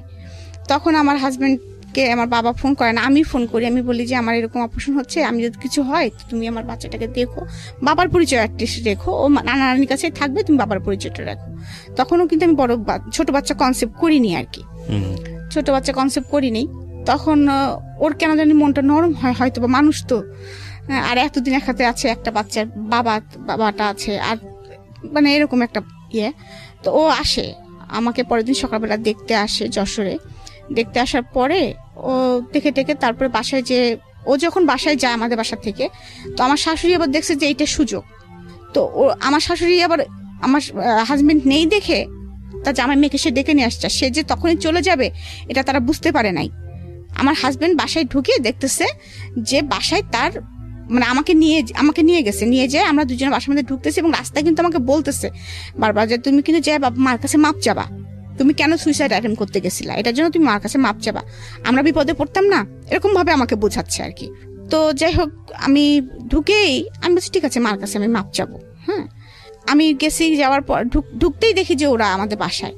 তখন বাসার পরিস্থিতি আরো অন্যরকম হয়ে যায়। তখন হয় কি আমার হাজবেন্ড ফুল ক্রেজি হয়ে যায়, আমার থেকে আমিও ভাইলেন্ট হয়ে যাই, সেও ভাইলেন্ট হয়ে যায়, যে যার জন্য এত কিছু হইলো তারা কি ভাবে। এক্স্যাক্টলি, মানে তোমরা যদি মেনেই নিবা তাহলে এত কেন অভিনয় করলা তোমরা। আর আমার মেয়েটাকে, আমার হাজবেন্ড বলতেছে আমার ছোট দুধের শিশুটাকে আমি কেন এত কষ্ট দিলাম, আমার ওয়াইফ কেন আমি এত কষ্ট দিলাম, আর সেটা তুমি করতে আমাকে, আমি বড় ভাই, আমাকে একবার বলছো যে ওরা আসতে চাইবে, ওদেরকে মেনে নেওয়ার দরকার, বা আমার শ্বশুর শাশুড়িকে এত হেয় করলা কেন, এত কথা শোনাইলা কেন তাদেরকে, কেন শোনাইলা আমাকে? তো এবারে অনেক ছোট করছো তোমরা। তাহলে এখন তো আমার তো শ্বশুর বাড়িতে কখনো তোমাদের যেতে হবে না, কিন্তু আমার তো যেতে হবে। তখন তো তারা যদি কথাটা বলে যে আমার মেয়ের তো কোনো দোষ ছিল না, তখন আমি কি বলবো, কি উত্তর দিব? তো এটা নিয়ে অনেক বাসার মধ্যে অনেক ক্যাচাল হয়, হয়। তারপরে আমার হাজবেন্ড সরাসরি জিজ্ঞাসা করে যে হ্যাঁ, ওরা দুজন আবার খুব নমনীয় হয়, হয়ে আমার কাছে মাপ চাই, ওর ভাইয়ের কাছে মাপ চাই। তখন আমি একদম ভাইলেন্ট হয়ে বলি কি, আচ্ছা তোরা যে বলছিস যে আমি তোদেরকে বের করে দিছি বাসা থেকে, আমি কি বের করে দিছি? আমি কি জানতাম কিছু? তখন ওরা আমাকে বলে কি যে, তখন আমার ছোট ননদ বলে কি, না আমি আসলে এটা ক্রেজি ভাবে বলছিলাম, তখন আপনার উপর আমার রাগ হয়েছিল, কারণ এই কথাটা যখন বাসায় জানাজানি হয়ে যায়, আপনি ভাইকে বলে দিছিলেন, ভাই আমাকে রাত্রে মারতে গেছিল, তো আমার উপর, আপনার উপর আমার খুব রাগ হয়েছিল, আমি চিন্তা করছিলাম এটা শোধ তুলবো, সেই জন্য আপনার দোষটা দিয়েছিলাম। তা আমি তখন আমার হাজবেন্ড এটা শুনছে, শোনার পরে বলতেছে তুই এটা কাজ করছিস রনি। হ্যাঁ, যাই হোক, এটা নিয়ে অনেক কিছু হয়, সব সত্য আর কি সামনে চলে আসে যখন, তখন যাই হোক আমার হাজবেন্ড একটু সফটনেস দেখায় এবং সে বলে যে আমি থাকবো না, আমি কাল সকালে আমার বউ বাচ্চা নিয়ে আমি চলে যাব। তখন আমার শ্বশুর খুব আপসেট হয়ে পড়ে, কারণ কুষ্টিয়া শহরে তাদেরকেও সবাই চেনে, আমাদেরকেও সবাই চেনে, সবাই জানে যে তার একটাই ছেলে বেটার বউ আলাদা থাকে, হ্যাঁ, আলাদা বাসা ভাড়া করে থাকে, এটা একটা খুব খারাপ দেখা যাবে, এরকম একটা করে। তারপর অনেক বোঝানো শোনানোর পরে যাই হোক আমরা আবার ওই বাসাতেই স্টে করি। আমার হাজবেন্ডের তখন আবার পোস্টিং হয়ে যায় চুয়াডাঙ্গা।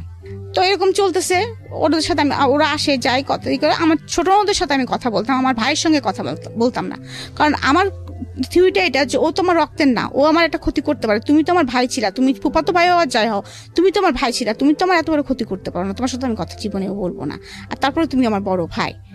তো যাই হোক মাস্টার্স করেছি, মাস্টার্স পরীক্ষা চলছে আমার, পরীক্ষা দিয়ে আমার মনে হয় যে আমার 11 তারিখে বাচ্চা হল না, আমার বাচ্চা হয়েছে 16 তারিখে, আর আমার মাস্টার্স পরীক্ষা শেষ হচ্ছে 11 তারিখে, মানে আমি ওই রকম অবস্থায় আমি পরীক্ষা দিয়েছি আর কি। তো আমার বাচ্চাটা পেটের মধ্যে খুব অসুস্থ হয়ে যায়, কারণ আমি 4 ঘন্টা বসে পরীক্ষা দিতাম, বাচ্চাটার মুভমেন্ট খুব কম হতো, মুভমেন্ট হতো না। তবে তারপরে আমার 16 তারিখে সিজারিন করে বেবিটা হয়। তো এর মধ্যে আমার বড় ভাই কিন্তু এর মধ্যে বাইরে চলে গেছে অলরেডি, হ্যাঁ, এবং সে তাকে বিয়ে দেওয়া হয়েছে খুব আনুষ্ঠানিকতার ভিতরে। হ্যাঁ, তো সে বাংলাদেশে এসেছে, সে একদিন আমার শ্বশুরবাড়ি এসে আবদার করে যে মামা আমি আমার বোনকে নিয়ে যেতে চাই, এক রাত আমাদের সাথে থাকবে। হ্যাঁ, তো এই কথা বলার পরে তখন হচ্ছে আপনার আমার শাশুড়ি বলে, শাশুড়ি